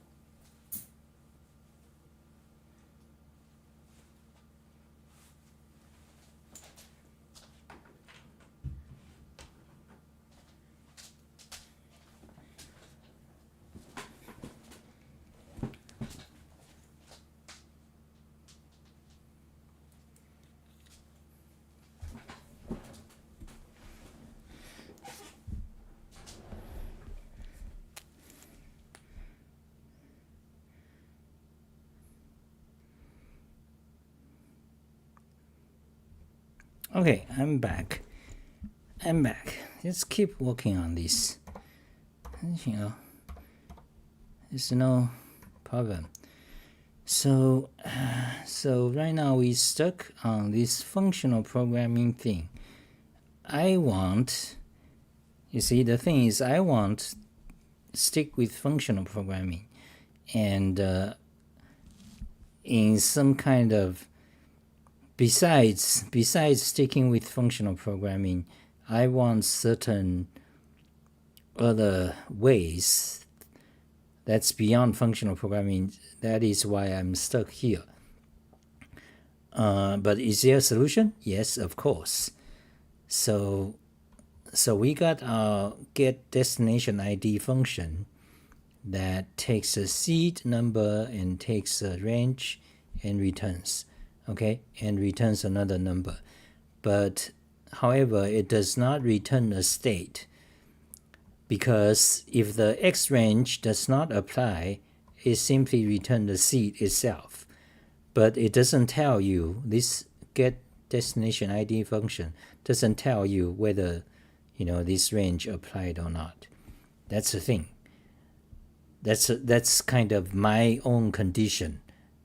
I can change this function so that it returns the state. Then it kind of solve the problem. It get me out of the hole I'm stuck in. But I'm kind of stubborn, you see. I'm kind of stubborn. That's why I'm kind of slow in programming.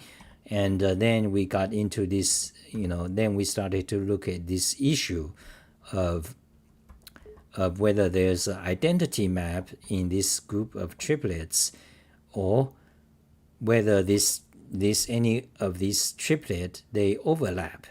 We got this situation, these triplets, whether they overlap within a map.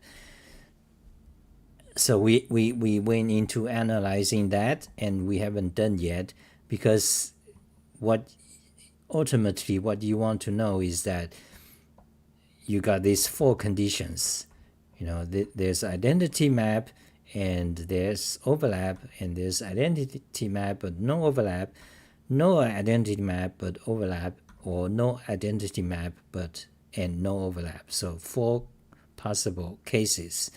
And but what I want to know is how it affect, in each one of these cases, how it affect the condition that you want keep applying this range triplet. Okay, so we can continue to analyze this, or we can try some other way. So that's why I'm stuck. So what to do now is that, let me just think. Okay, so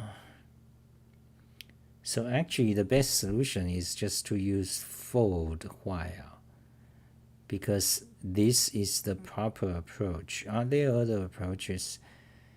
Because I want the best functional programming style, the best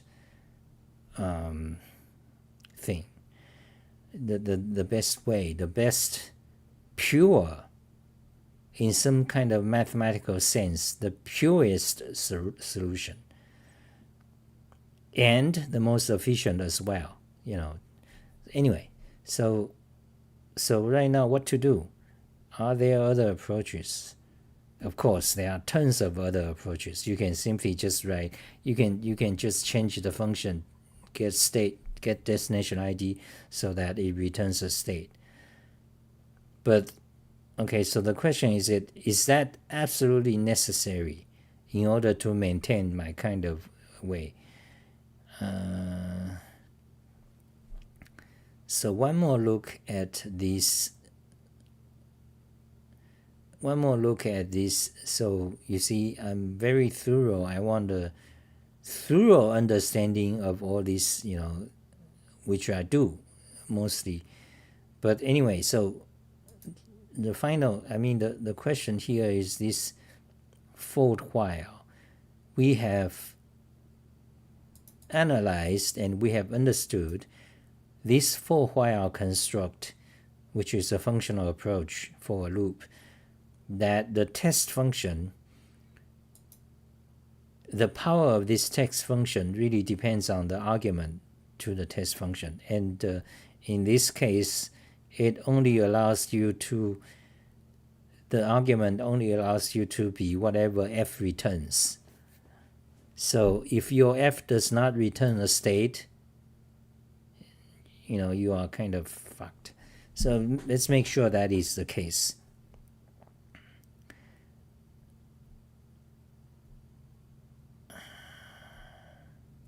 Yeah, it really just depends on what f returns.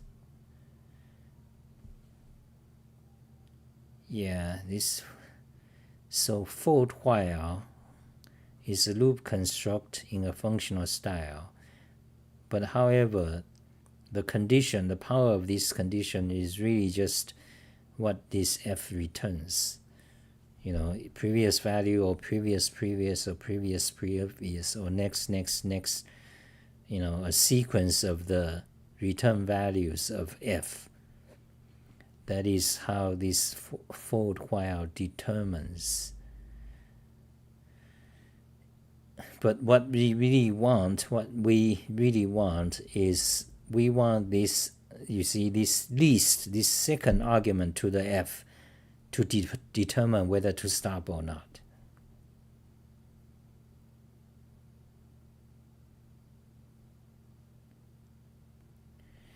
So, but according to the Wolfram documentation, you can use abort, you can use throw, you see, to exit for while.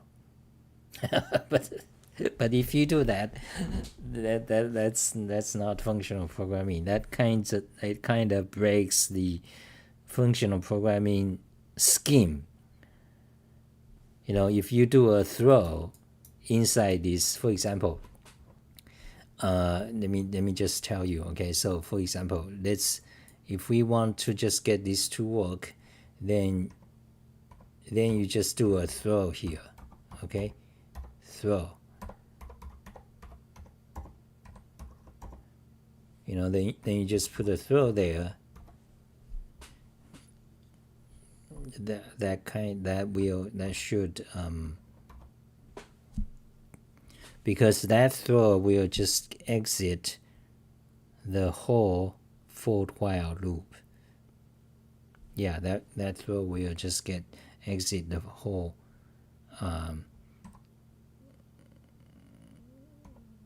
and you want to throw this value. Let's look up throw. Okay, stop evaluation and returns value as the value of the nearest enclosing catch. Okay, so if you're gonna use a throw, you put a catch, and it's not good. That's not functional programming. Throw is just go to. Okay, throw is just go to in kind of a functional form, but that's not good. Okay, how do we, so why am I stuck here? So let's see. This is really, it's really a trivial problem. So for while map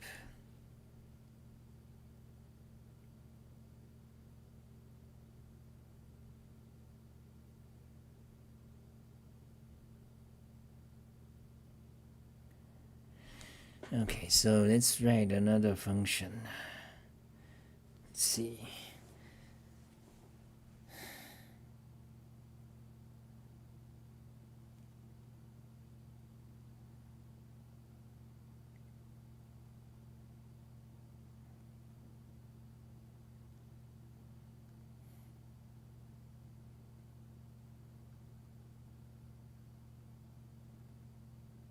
Okay, we can do this. We just write another function. Okay, so it's so simple. So for while, let's just write another function. So for while if each one of these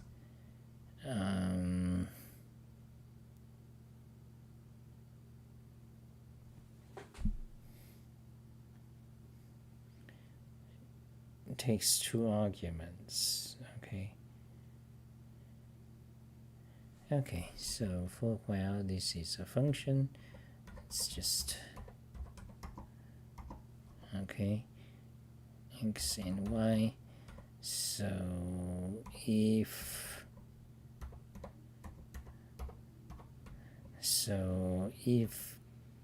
x and y, so this will be y to x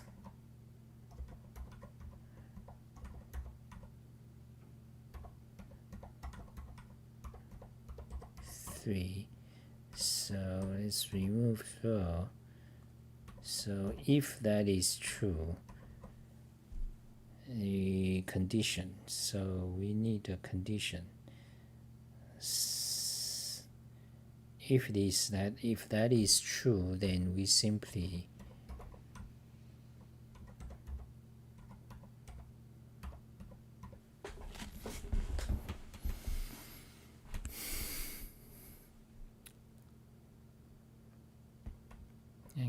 we simply do that.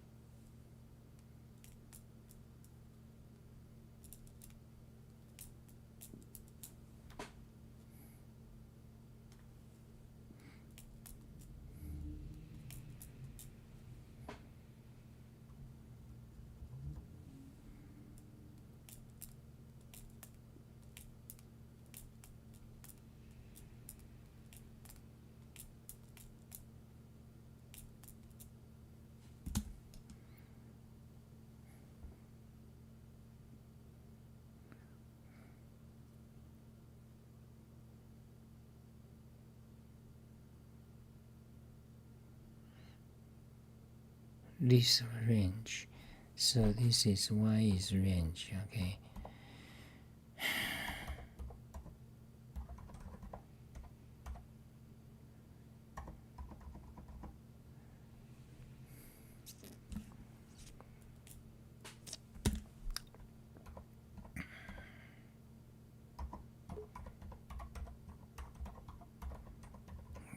This is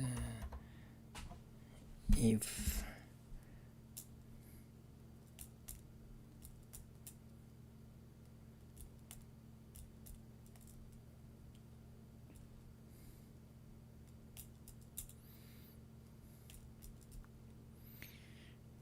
that is true,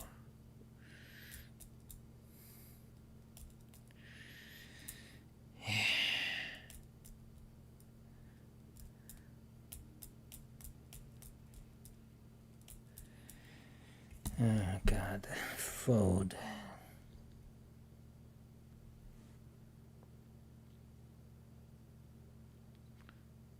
When you stop,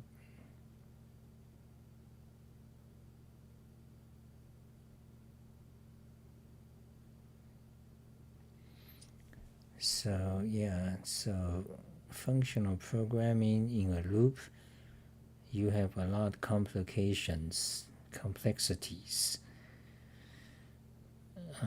because all these reduce is one of the greatest way of, I mean not greatest, but reduce is one of the way to write a loop in a functional language.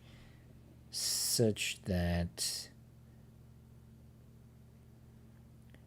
okay, so fold, then you have nest, you have fixed point, you have nest, you have fold, then you have sequence fold. Sequence fold depends on like previous end results. Then you have fold pair, which I have not looked into.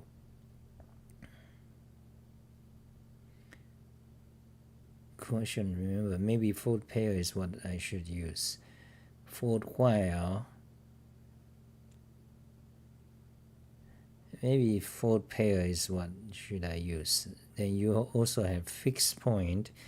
Fixed point basically continues until the result no longer changes. Okay, that's not what we want.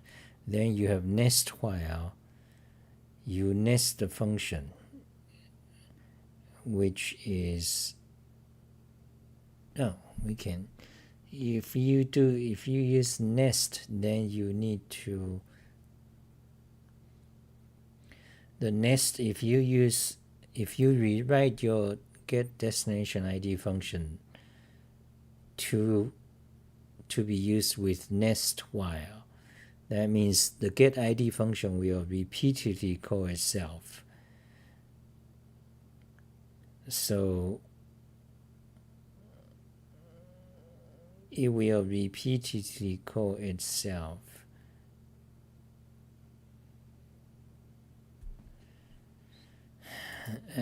God, start with expression, return here, test M.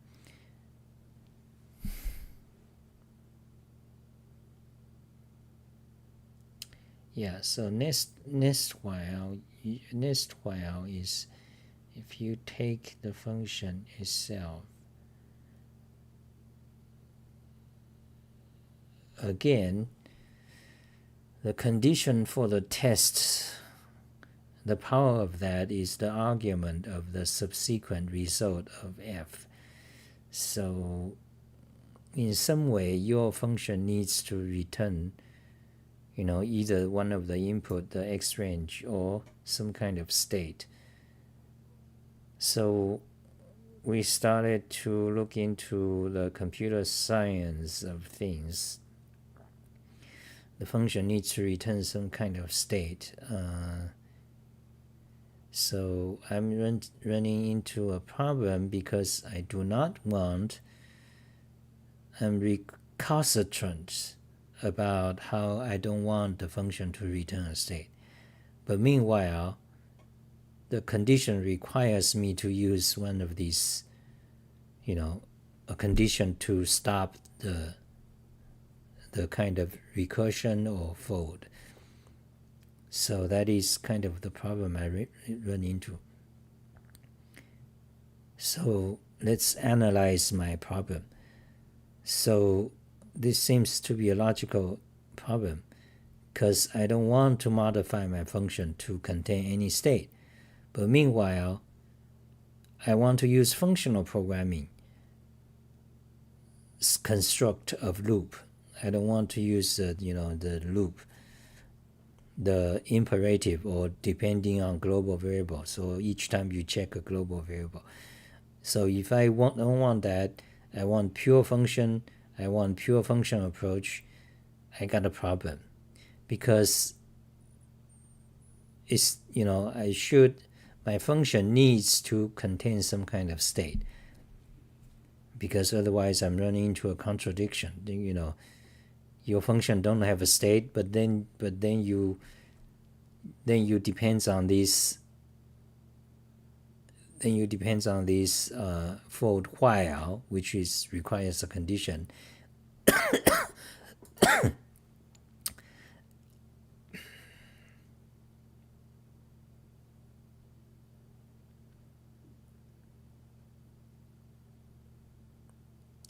Oh, take while, maybe take while.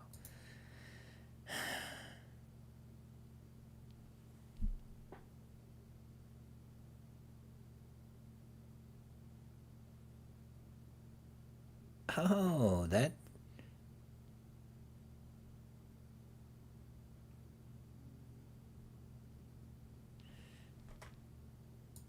might be what we want. Take while can be used on object with any head, not just so.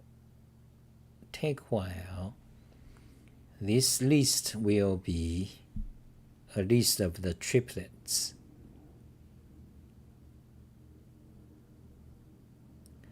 So when you call take while each time,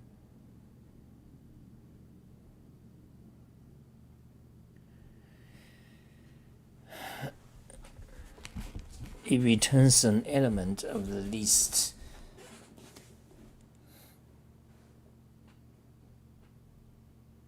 That's it. Take while. Take.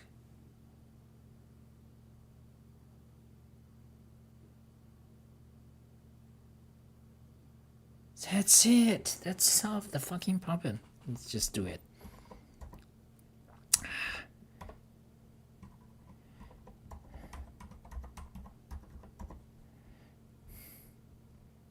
Take while. Let's see. Let's say for this, this take while for this list. Okay, a list of triplet. The condition is that criteria is true. So what is the criteria? Criteria is a function. Now the function, what is the argument to the function? The function is one of the list, of course. Yeah, okay, that's what we need. Functional programming, like the scheme, these phonetics, if you want to truly remain functional, it actually does require you to think a lot more. So here is a digression on the question of, is it true that if you always stick with functional programming forms of loop and map, any form of iteration, loop. So in functional programming, you use map or you use recursion, right? So if you do that, so if you avoid any type of loop or iteration, and instead you use the functional programming style to do them, does that mean in general your code becomes more difficult to understand? Wow, that's I always denied it because I'm not a fan of the imperative. Actually that is true, because if you stick with the purely functional form of any type of loop or iteration, repetition, then so it is true that it is actually conceptually more difficult, more complex. So okay, I think this is the thing I'm arriving. This is a new theory. The statement of the theory is this. So if you stick with functional form of any kind of repetition, loop or iteration, so in a stateful form, in what's called imperative programming, when you want to repeat anything, you do the so-called for loops or iteration or enumeration, So in each loop, you check, what state, what condition, whether you should continue. Okay, that's the imperative programming style. Okay, now the functional programming style is that when you do a loop or iteration, you don't check the state of each loop. Instead, you use a pure function. So there are basically two major ways. One is recursion, a function calling itself, or the other way is a map. So you give a sequence of a list and you apply a function to the whole thing. Or reduce, okay? So there are several forms for the functional loop. Recursion, reduce or fold. In Wolfram language is called fold. In Python, in JavaScript, it's called reduce, which allows you to repeat by a given, each time you repeat, you take another input from a list. Okay, so that's reduce and fold. Or you can do map. So, right, map, recursion, and reduce or fold. That is these three major ways. So let me explain. So what is the difference between these two? What does it mean, functional programming? What does it mean, imperative? So imperative means like your code, anytime you can check a state, like a global variable. While if you programming a functional programming form, you are not allowed to do that. So why do you want to do functional programming form? Well, there are advantages. The advantage are each of your semantic unit of your algorithm is captured in a function. So the function really just care about one thing, input and output. So if you do the functional form of programming, so your program becomes just functional unit. Each function is just concerned about one thing, as opposed to the imperative form, where any subroutine can do any kind of thing, can involve the whole state of the program. Because the imperative form, you really have lots of variables that mean state. You can check, you can update the state, and so on. So that is the advantage of the functional form. Now, when you want to do a repetition, so in functional form, you typically do map, reduce and fold, and or recursion. Okay. Now, of course, all these are actually equivalent. You can just all these are equivalent to another. Their difference is that in the complexity of your function.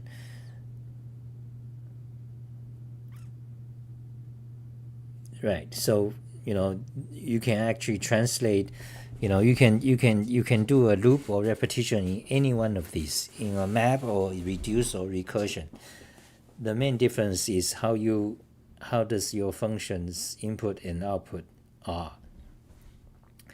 So for example, if you want to convert a map, like you apply a function to a list of numbers, map a function to a list of numbers. If you want to turn that into a recursion, of course you can. You just change your function so that the function takes, instead of one argument, now it takes two arguments. The second argument is the list, right? Then the function just call itself again. Each time it reduces one of the list item, then call itself again and reduce one more item until the list is empty. So that's how you convert a map of a function to a list to a function just calling itself and consume the list in the first call, right? So that's how you convert between a function mapping to a list and a function that just recurs, doing the same thing. They exactly return. They can return the same thing. Now, so this is a conversion between recursion and from a map to recursion. You can convert the other way too.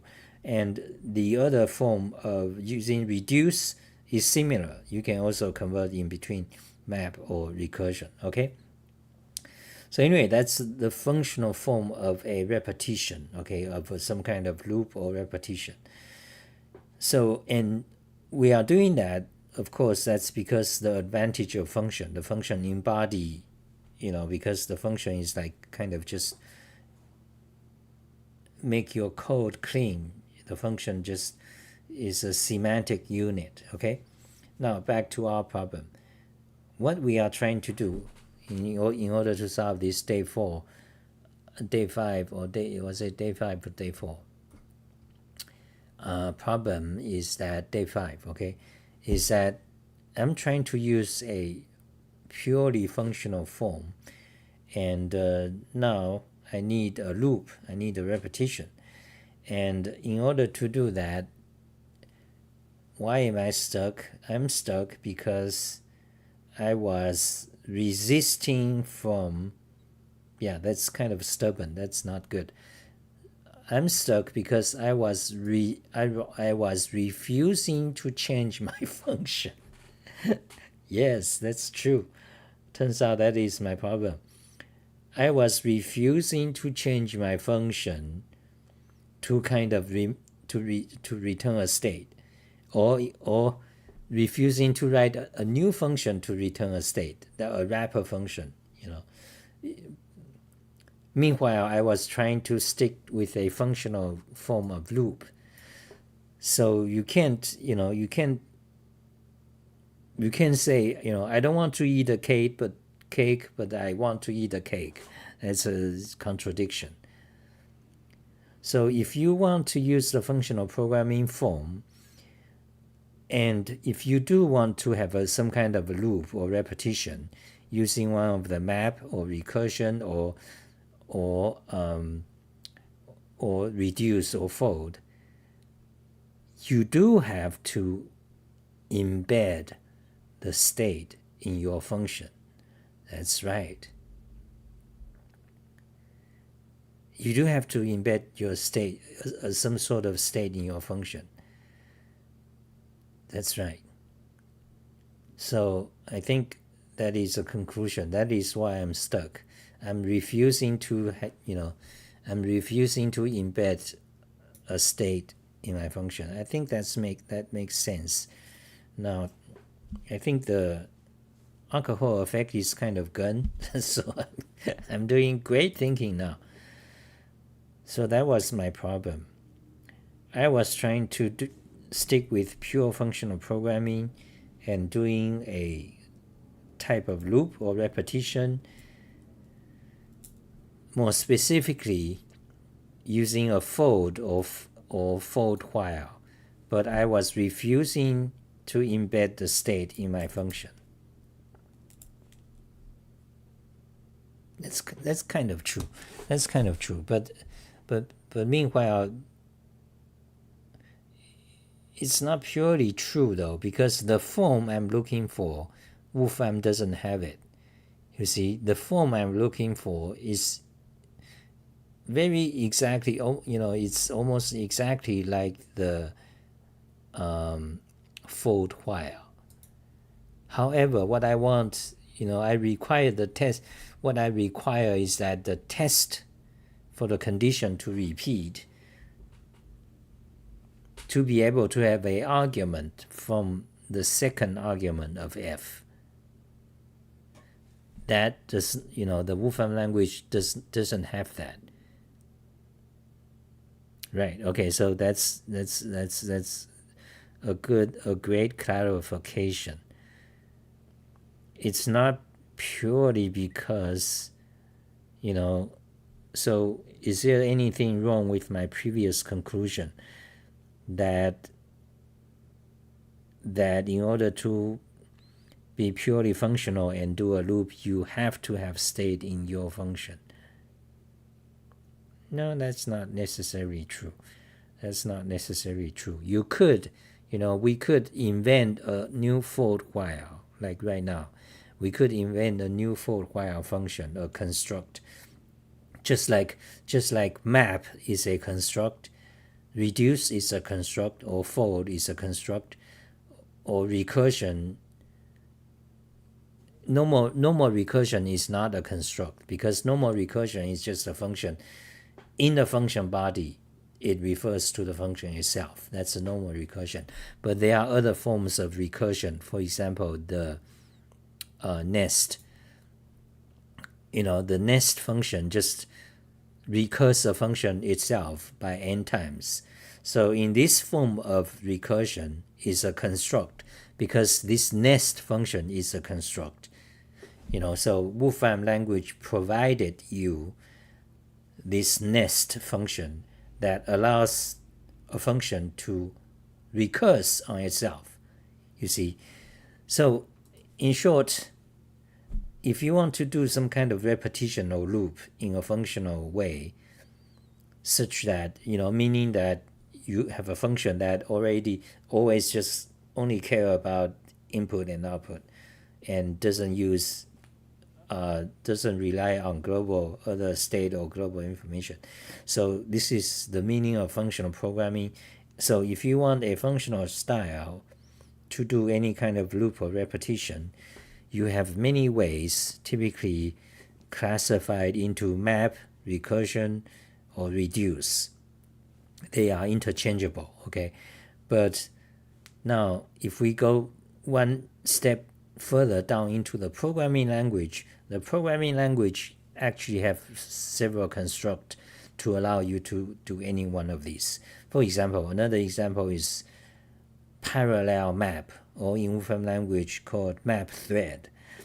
So normally when you map a function to a list, typically the function takes one argument from each, from the list. But what if you have a function that takes two arguments and you have two lists? So each time the function takes one argument from each list. So that is called map thread in Wolfram language. In Lisp, it's just map, okay? In Lisp, that's just a more generalized map. I mean, that's the way they did it. So this is also a form of loop, because you are applying a function to multiple values, okay? So, right, so in this case, that's an example of a loop, a map, but different from the ordinary map, which is for function with one argument. In this map, you may call it parallel map or map thread, is when you have a function that takes two arguments and you have two lists, or the function takes three arguments and you have three lists. They kind of map in parallel. So again, this is just another form of loop, okay? But it's a map, but different from the ordinary map. So what I'm trying to say is that this illustrates another form of map that kind of belongs to the another form of loop that kind of belongs to the map category, okay? So in short, you can do functional programming, and there are many forms of loops, and generally in three categories: map, reduce or fold, and recursion, okay? In general, in these three categories, but there are nuances and differences. So my main point is back to the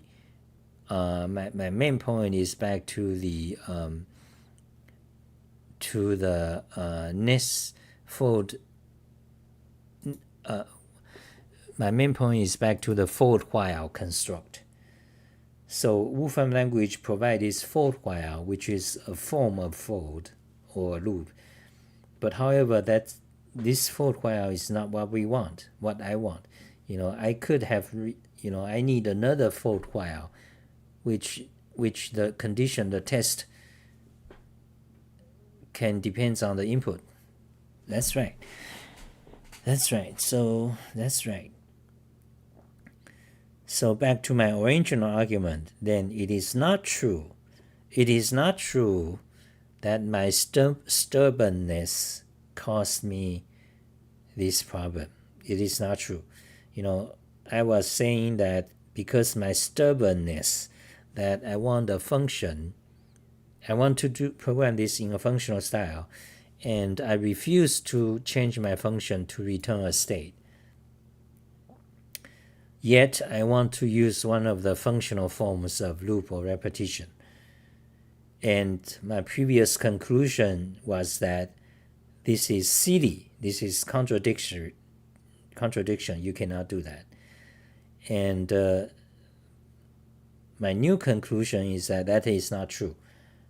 No, I can still do what I want. It's just that the Wolfram language does not provide me that construct. Okay, that is a better conclusion. Okay, so it is true. Okay, so final analysis, it is true. So, but however, now I discovered take while will actually solve my problem without me having to change my get destination ID function. So take while will solve my problem because how does it solve it? Let me show you. Okay.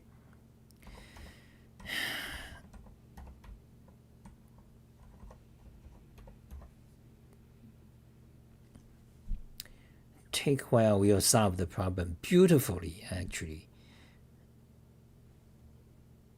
I wanted to, hey, Hank O'Flamio, great to see you. Merry Christmas or Happy Kwanzaa.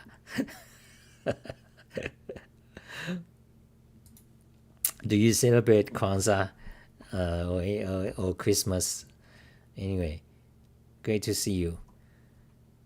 Okay, so take while will solve my problem. So let's see. Let's try to do it. Okay, so let's try to do it. Chicken, thank you, Hank.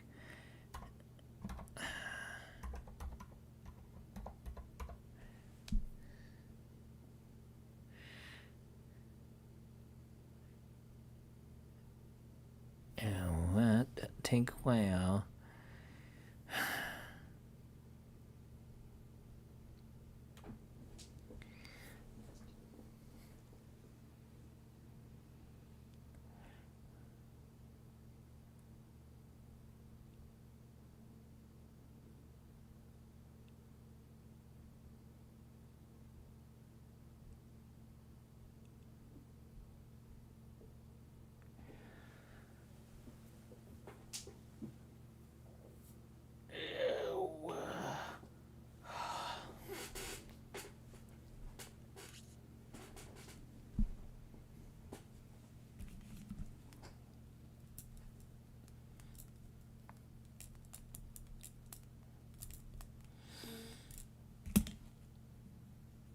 So today is 3 hours. God, do I insist that I finished coding this problem until, or I will not stop the YouTube? that's three viewers. Okay, I'm gonna insist. Okay, if I'm going to insist on that, I better just start to code. Think and code. Okay, great analysis. Take while.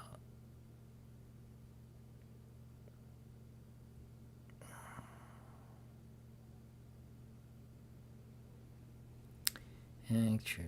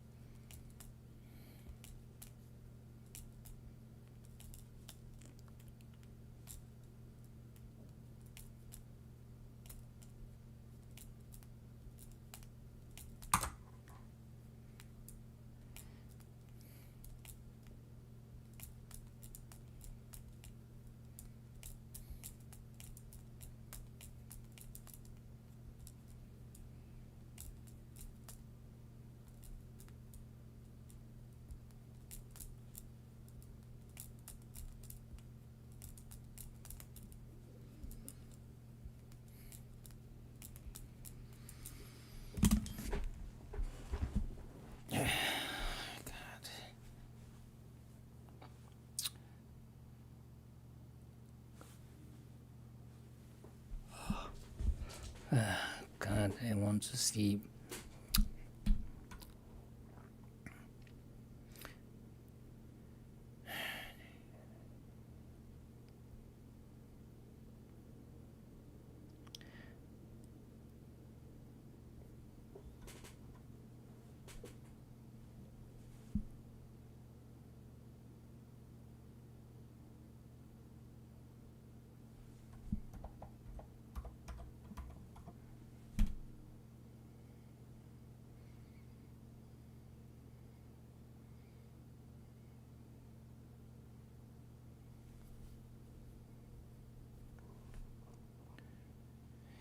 you take a function that so you take that, so you take, well, so you just map this. Do you map or reduce? No, you don't want to map, you want to fold. So when you fold, you need to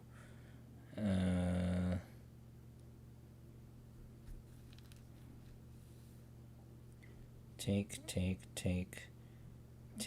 So take. So you want to use some kind of fold. However, you want a condition to stop. Okay. You want some kind of fold, but you want a condition to stop. Okay. So okay. The easiest is actually just modify your function. Okay. I don't want to use throw because I don't like throw.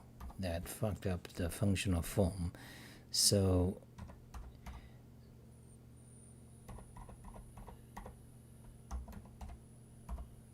don't use throw. Okay. So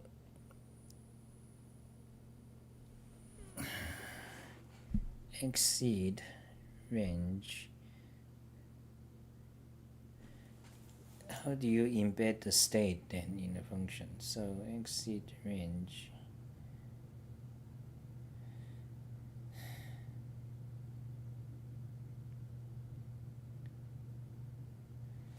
Yeah, if you do that, it's seed range. Okay, so you want to return this state somewhere. Okay, this state seed range. So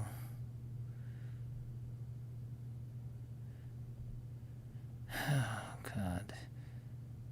So start seed. So start. So you want to.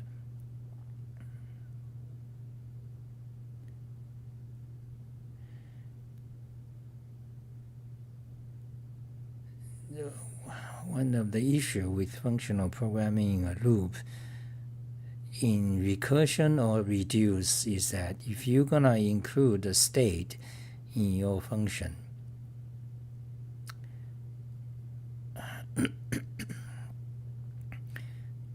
which means you have your function is no longer just concerned about its whatever it's trying to do, because now you have an extra argument that means the state. So in a sense, it's not pure anymore. And if you want to include a state in your function, you also have to change the input, both the input and output. So, but you see, if you want to use reduce or fold, the function is limited to 2 arguments. So you need to embed the state in one of these arguments. It's no good. I don't want to do that. Because right now the get destination ID is in a perfect state. Okay, that's the perfect function. You take a seed number, you take a range, then you return the new seed number, whatever it's transformed or not. Okay. The thing about this, so it's actually kind of perfect, but there's an extra thing, kind of a state we want to know, is that did this range actually worked? But that's beside the purpose of this function. Whether that range actually worked out from a functional point of view, that's not the job of this function. Okay, whether that range worked out that's somebody else. That's another job. That's another functionality. Okay, separate of concerns. The concerns of this function is just take a input number, take a range, and return a new number. Okay, because that's what this map. That's what map means. So if you want another state, it would be this. Okay, so let's go back to take while. I think that works.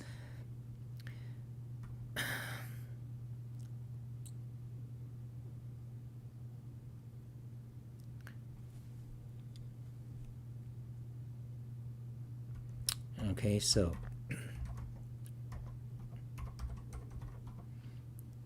this is what we need. Okay.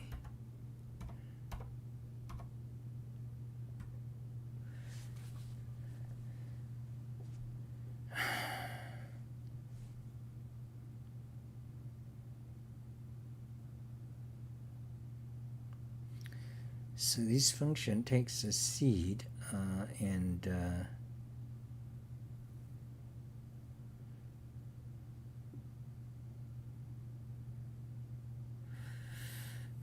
function of takes a seed.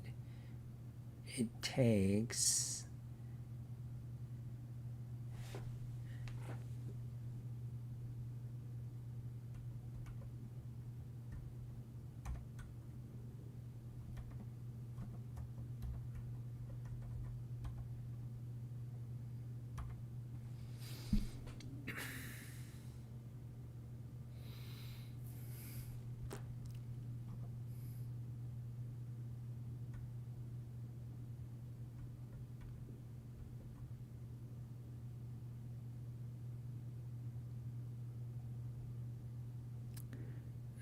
wait.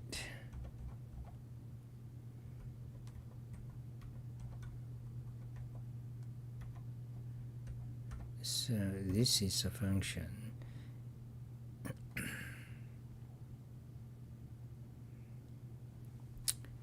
Okay.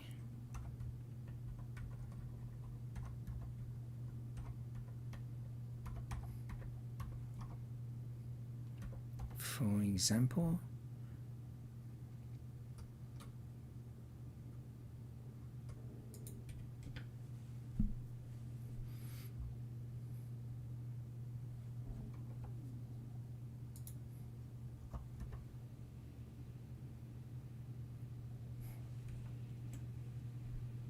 right?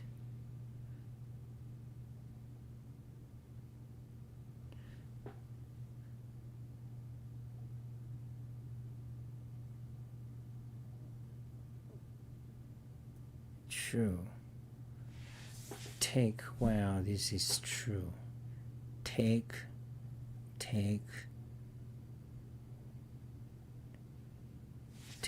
while.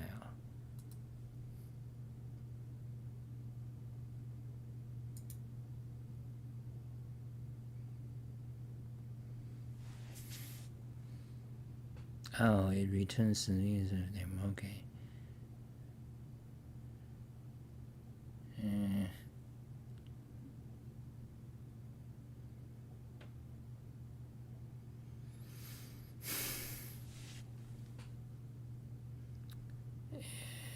It returns the list of them.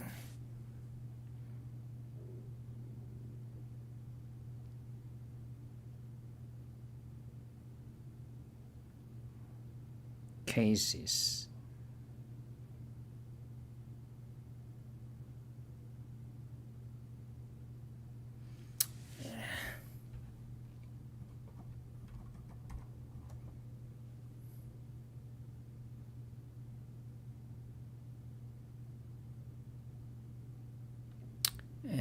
Not really happy with today. It took this long.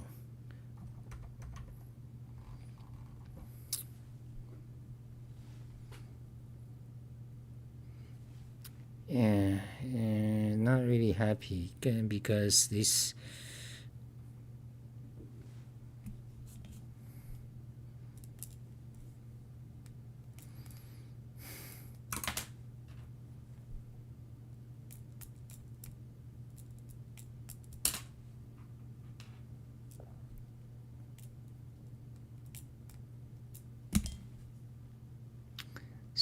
can do cases, you can do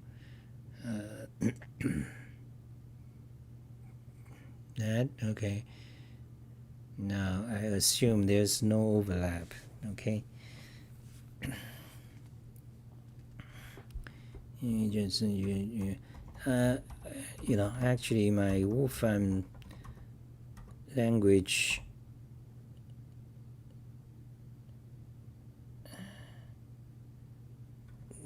not feeling good today. This is such a trivial problem and stuck, and also stuck in the past 2 or 3 problems. Hello Valley.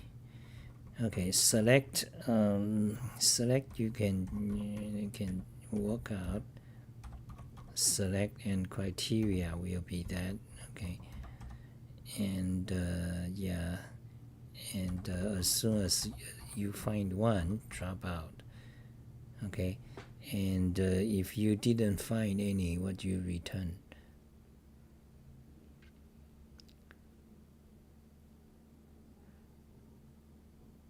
Select criteria. Criteria is a function. Okay, so for example, we can run that.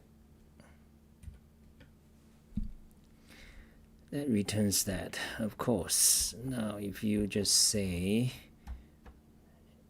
what,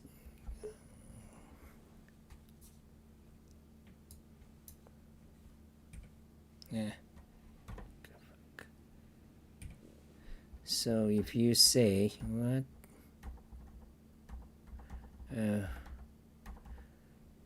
if you say 50, it's gonna return that one. What?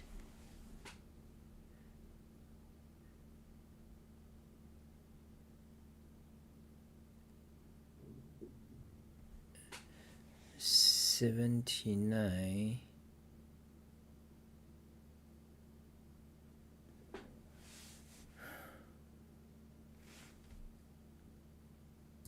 Yeah, if you say 98, yeah, that's correct.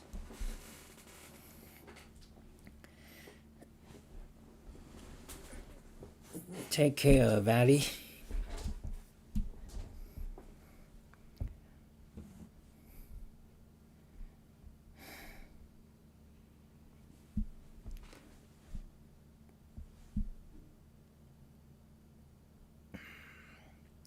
So one of the function you can use is select,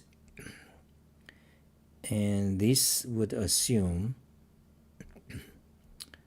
this this would assume there's no overlap. Okay,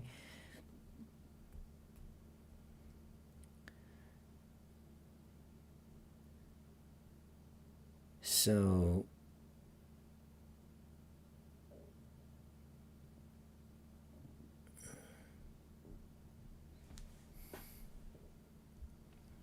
let's try another different case.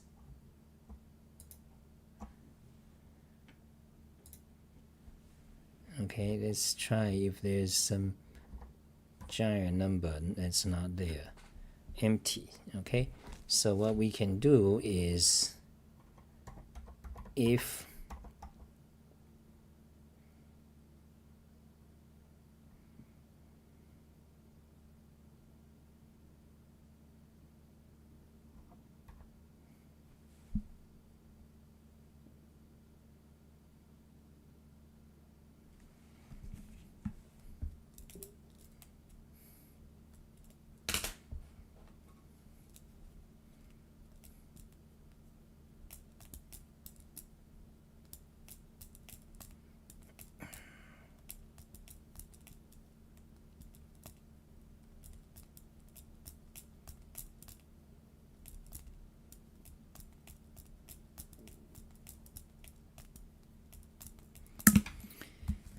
there's so many ways to do this. Now I know.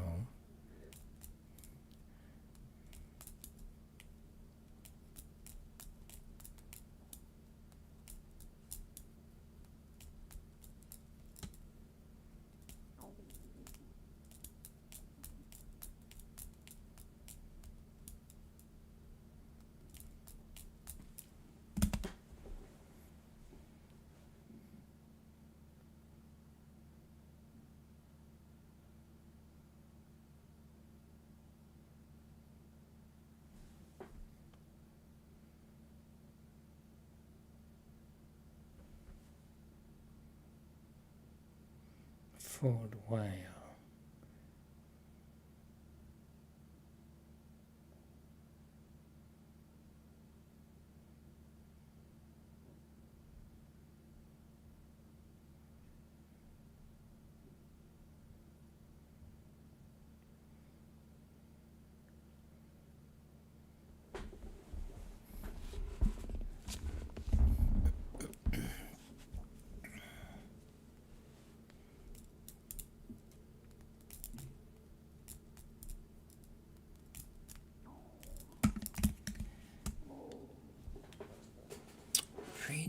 Pretty bad.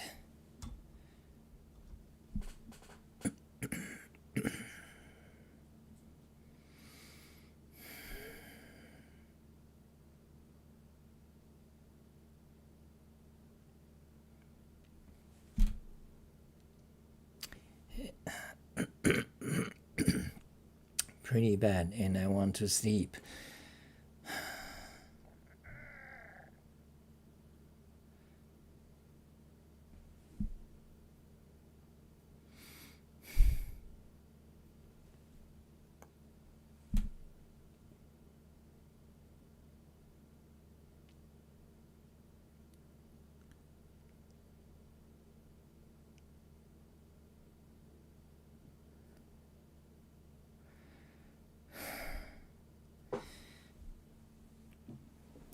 So we are back, we are still back on this. How do you approach this functional form of loop problem?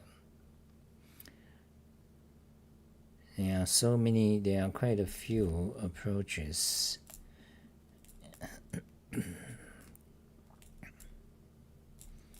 So you can select from a list of triplets.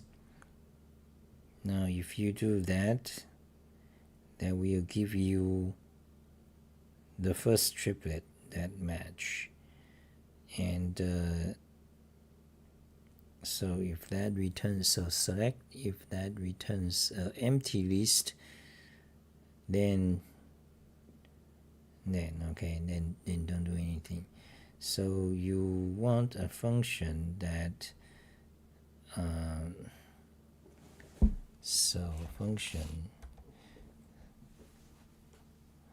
so a function you can still reduce or not,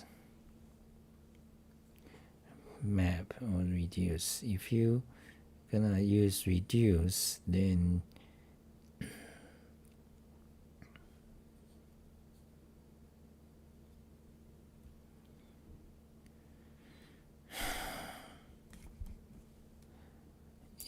same issue.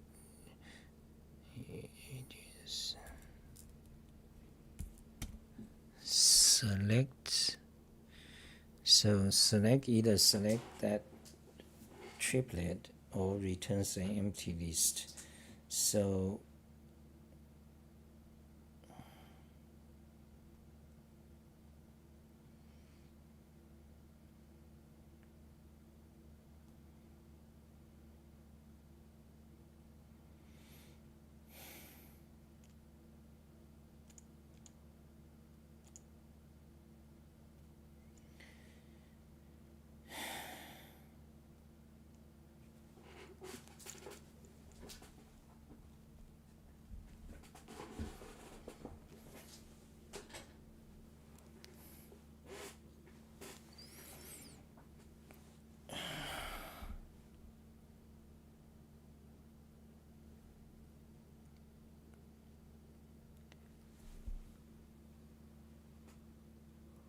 okay, I'm gonna stop, guys.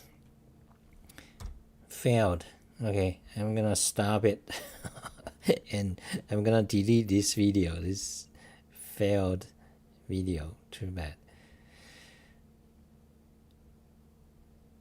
Bye guys, I'm gonna stop. And it's gonna selecting all the triplets matching the condition. Yes. So have you been watching so far? Have you been watching, Lucas? Have you been watching my elaborate analysis on the problem?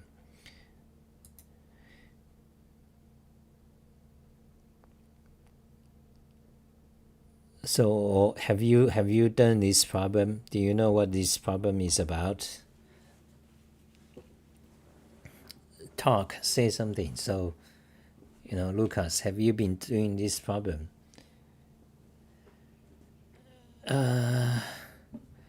Because if you have done this problem, I mean, basically, I watched a bit. Is this not doable with a reduce accumulate? Yes, it is.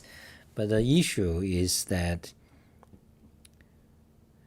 I've been trying to do that for 2 hours. you see, so reduce in Wolfram language is called fold, okay, and then you have fold while, okay. So reduce in Wolfram language is called fold. It's just like Python reduce or JavaScript. But if you want to use fold, there's a you have to have a condition for it to stop, because for this advent of day problem, you have I started to analyze. You have the issue of whether one of these triplet is an identity map. So for example, one of the triplet, the first two numbers is the same. Let's say 5, 5, 10. So if you have that triplet, 5, 5, 10, that means if you have a seed number of 5, it returns 5. If you have the seed number of 6, it returns 6, and so on, up to 10 of them. So meaning that the triplet is a identity map, okay? So if you encounter one of the triplet that's identity map, do you continue with the other triplet or not? That's one of the question. Or do you just stop? Because that affects the answer. If you continue, then possibly the subsequent triplet, they will overlap with your identity map. So meaning that your number will get changed to something. But however, if you stopped at the first identity map, which means this condition fits. If you stop at the first identity map, then you lose the possibility of overlapping situation. So your answer may be wrong. You see, that's the thing tricky about advent of code. It doesn't say. Sometimes your solution passes the TOEIC problem, but it doesn't pass when the real input, because the real input contains some properties not in the TOEIC input. I ran that into yesterday, because yesterday I was trying to turn these numbers into actual dictionary. But when you run the real input, you got a dictionary of 100 million items, and there are 100 of them. So that runs out of memory. That crashes my OBS. So so you have the issue of identity map. Then the other issue is overlap. You see, overlap means what some of these triplet overlap. So that is also another issue to be of concern. So anyway, back to the fold or reduce. So when you use fold or reduce, you need to have a condition to, when to stop. Okay, that's one thing. The other thing, which is mostly where I'm stuck, is that you need to change, when you use reduce or fold, you need to change your function. In my case, this get destination ID function, such that it contains the state in its input and output, so that when you do reduce or fold, you can determine when to stop. Okay, so because reduce function itself never has a condition to stop. typically it just go through all the input, so it will go through all the triplet, which is not good because I did that before and one of the input is wrong. Once you found a triplet that does change the seed number, you don't want to go on, okay? You don't want to go, you want to stop, because otherwise that number changed to something else. That's no good, because each one of these group of triplet is supposed to be one single map, right? So if you use fold or reduce, you have to you cannot just go through all the triplet. You have to change your function so that it embodies a condition to tell you to abort, literally abort this reduce operation. So that's one of the problems. And if you want to stick with functional programming, pure functional programming form, you do not want to use abort, okay? You use fold or reduce only if there's no such case of abort. You don't want to ever abort. You want to go through the complete list, because the moment you use abort, you are not doing functional programming. You are kind of, you are not exactly doing functional programming, okay? So this kind of issues is where I'm stuck in the past 3 hours. So I don't want to abort, you can see, do I still have it? I don't want to use abort, and I don't want to embody the state in my beautiful function, okay? So you cannot use fold, okay?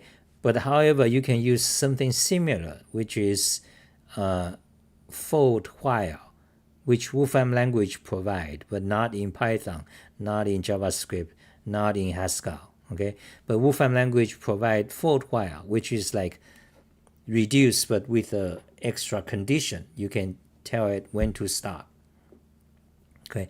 But if you use these, but however, there's a limitation in the test function. It only the argument to the test function is just previous results of your function f. So this is not useful to me. I need the text function to be able to take arguments from this triplet, from this list of triplet. So when one of these triplet, the seed number is within that, stop, okay? So therefore, I cannot use this fold while. So you get into the consideration of functional programming, purity of functional programming, and the various forms of doing loop in functional programming. I went into a whole 1 hour analysis of it to see why am I stuck with this? Is it because my refusal to embed a condition in my function that fundamentally creates a contradiction? Because meanwhile, I also want to use pure functional form of loop. I don't want, the imperative loop of checking, lots of variables and checking state. And it turns out, no, I didn't create a contradiction. Rather, it's just because there are various forms of loop in functional style, and the particular one I want, Wolfram language doesn't have it, nor does any other language. The particular form of functional programming loop I want is a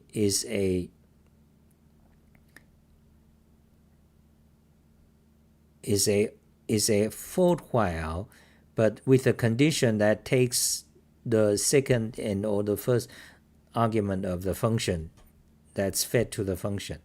In other words, I want the condition to be able to take these triplets, okay? So anyway, do I make sense? Lucas, do I make sense? If I actually made some sense to you, then I'm happy. because that means all this time I'm stuck in my analysis means something. Okay, so anyway, so I mean the other thing is, so it's not, you could actually do this, finish it on time, but it's just, so I'm not happy, I'm not really happy with where I'm doing, how I'm doing.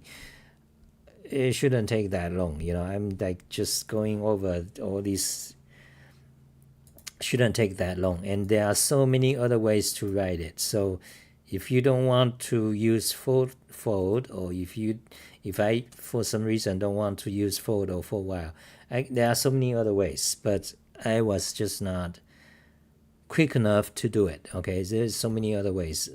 Select is one way, take while is another way. Okay, but I just failed to do it. Okay, so that is that the real end. That's the real end, I think.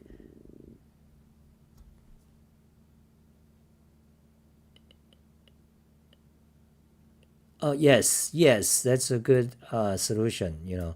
So Lucas says, I think so, but can you not put these triplets into a function and use a function with argument? So in other words, writing a wrapper, which I've been I started to do in the beginning, and then I went somewhere else. You are right. Yeah, I'm pretty sure if you do it, if someone will probably finish it sooner. But I stuck on something. I just stuck on the purity of it. So yeah, write the wrapper. So what we need to do is that we call the actually that's what this take while I was trying to do. So we kind of still use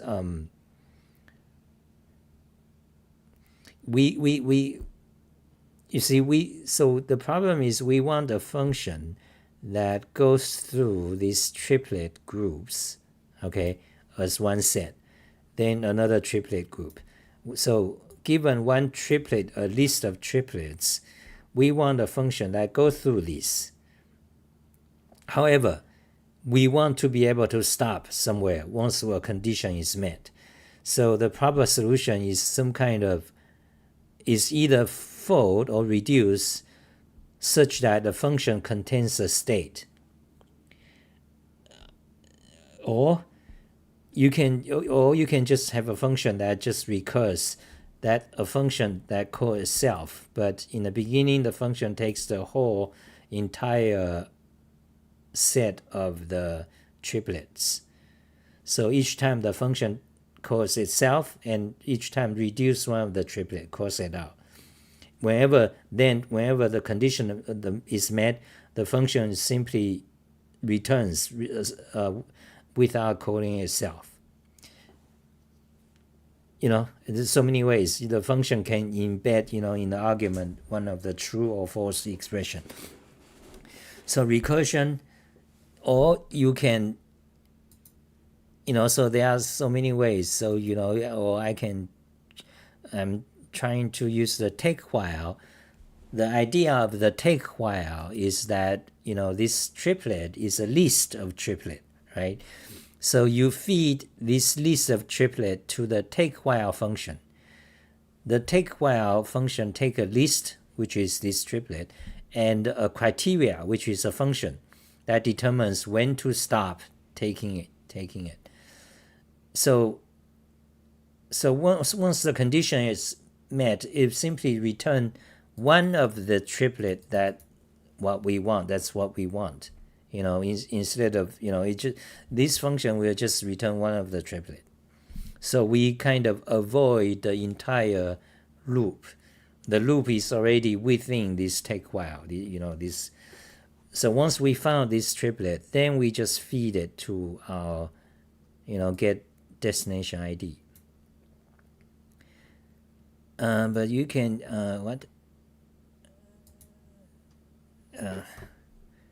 but you can not, but can you not use a filter on each group? Oh yeah, so filter idea is like this take while, or even better, select. Okay, so that's that's what I'm doing. So select, take a list and criteria. So the list is just this list of triplet, and you just return a criteria. I mean the criteria is another function, which is this function. And so that's what I'm getting onto. So anyway, so I'm kind of slow, so that's why I'm stuck in. Not good. Okay, so but I think that's it for it today. I'm not gonna finish. I gonna go sleep. Thank you. Great great comments, Lucas. Bye guys. I'm not gonna finish. I'm gonna finish it. I'm gonna sleep.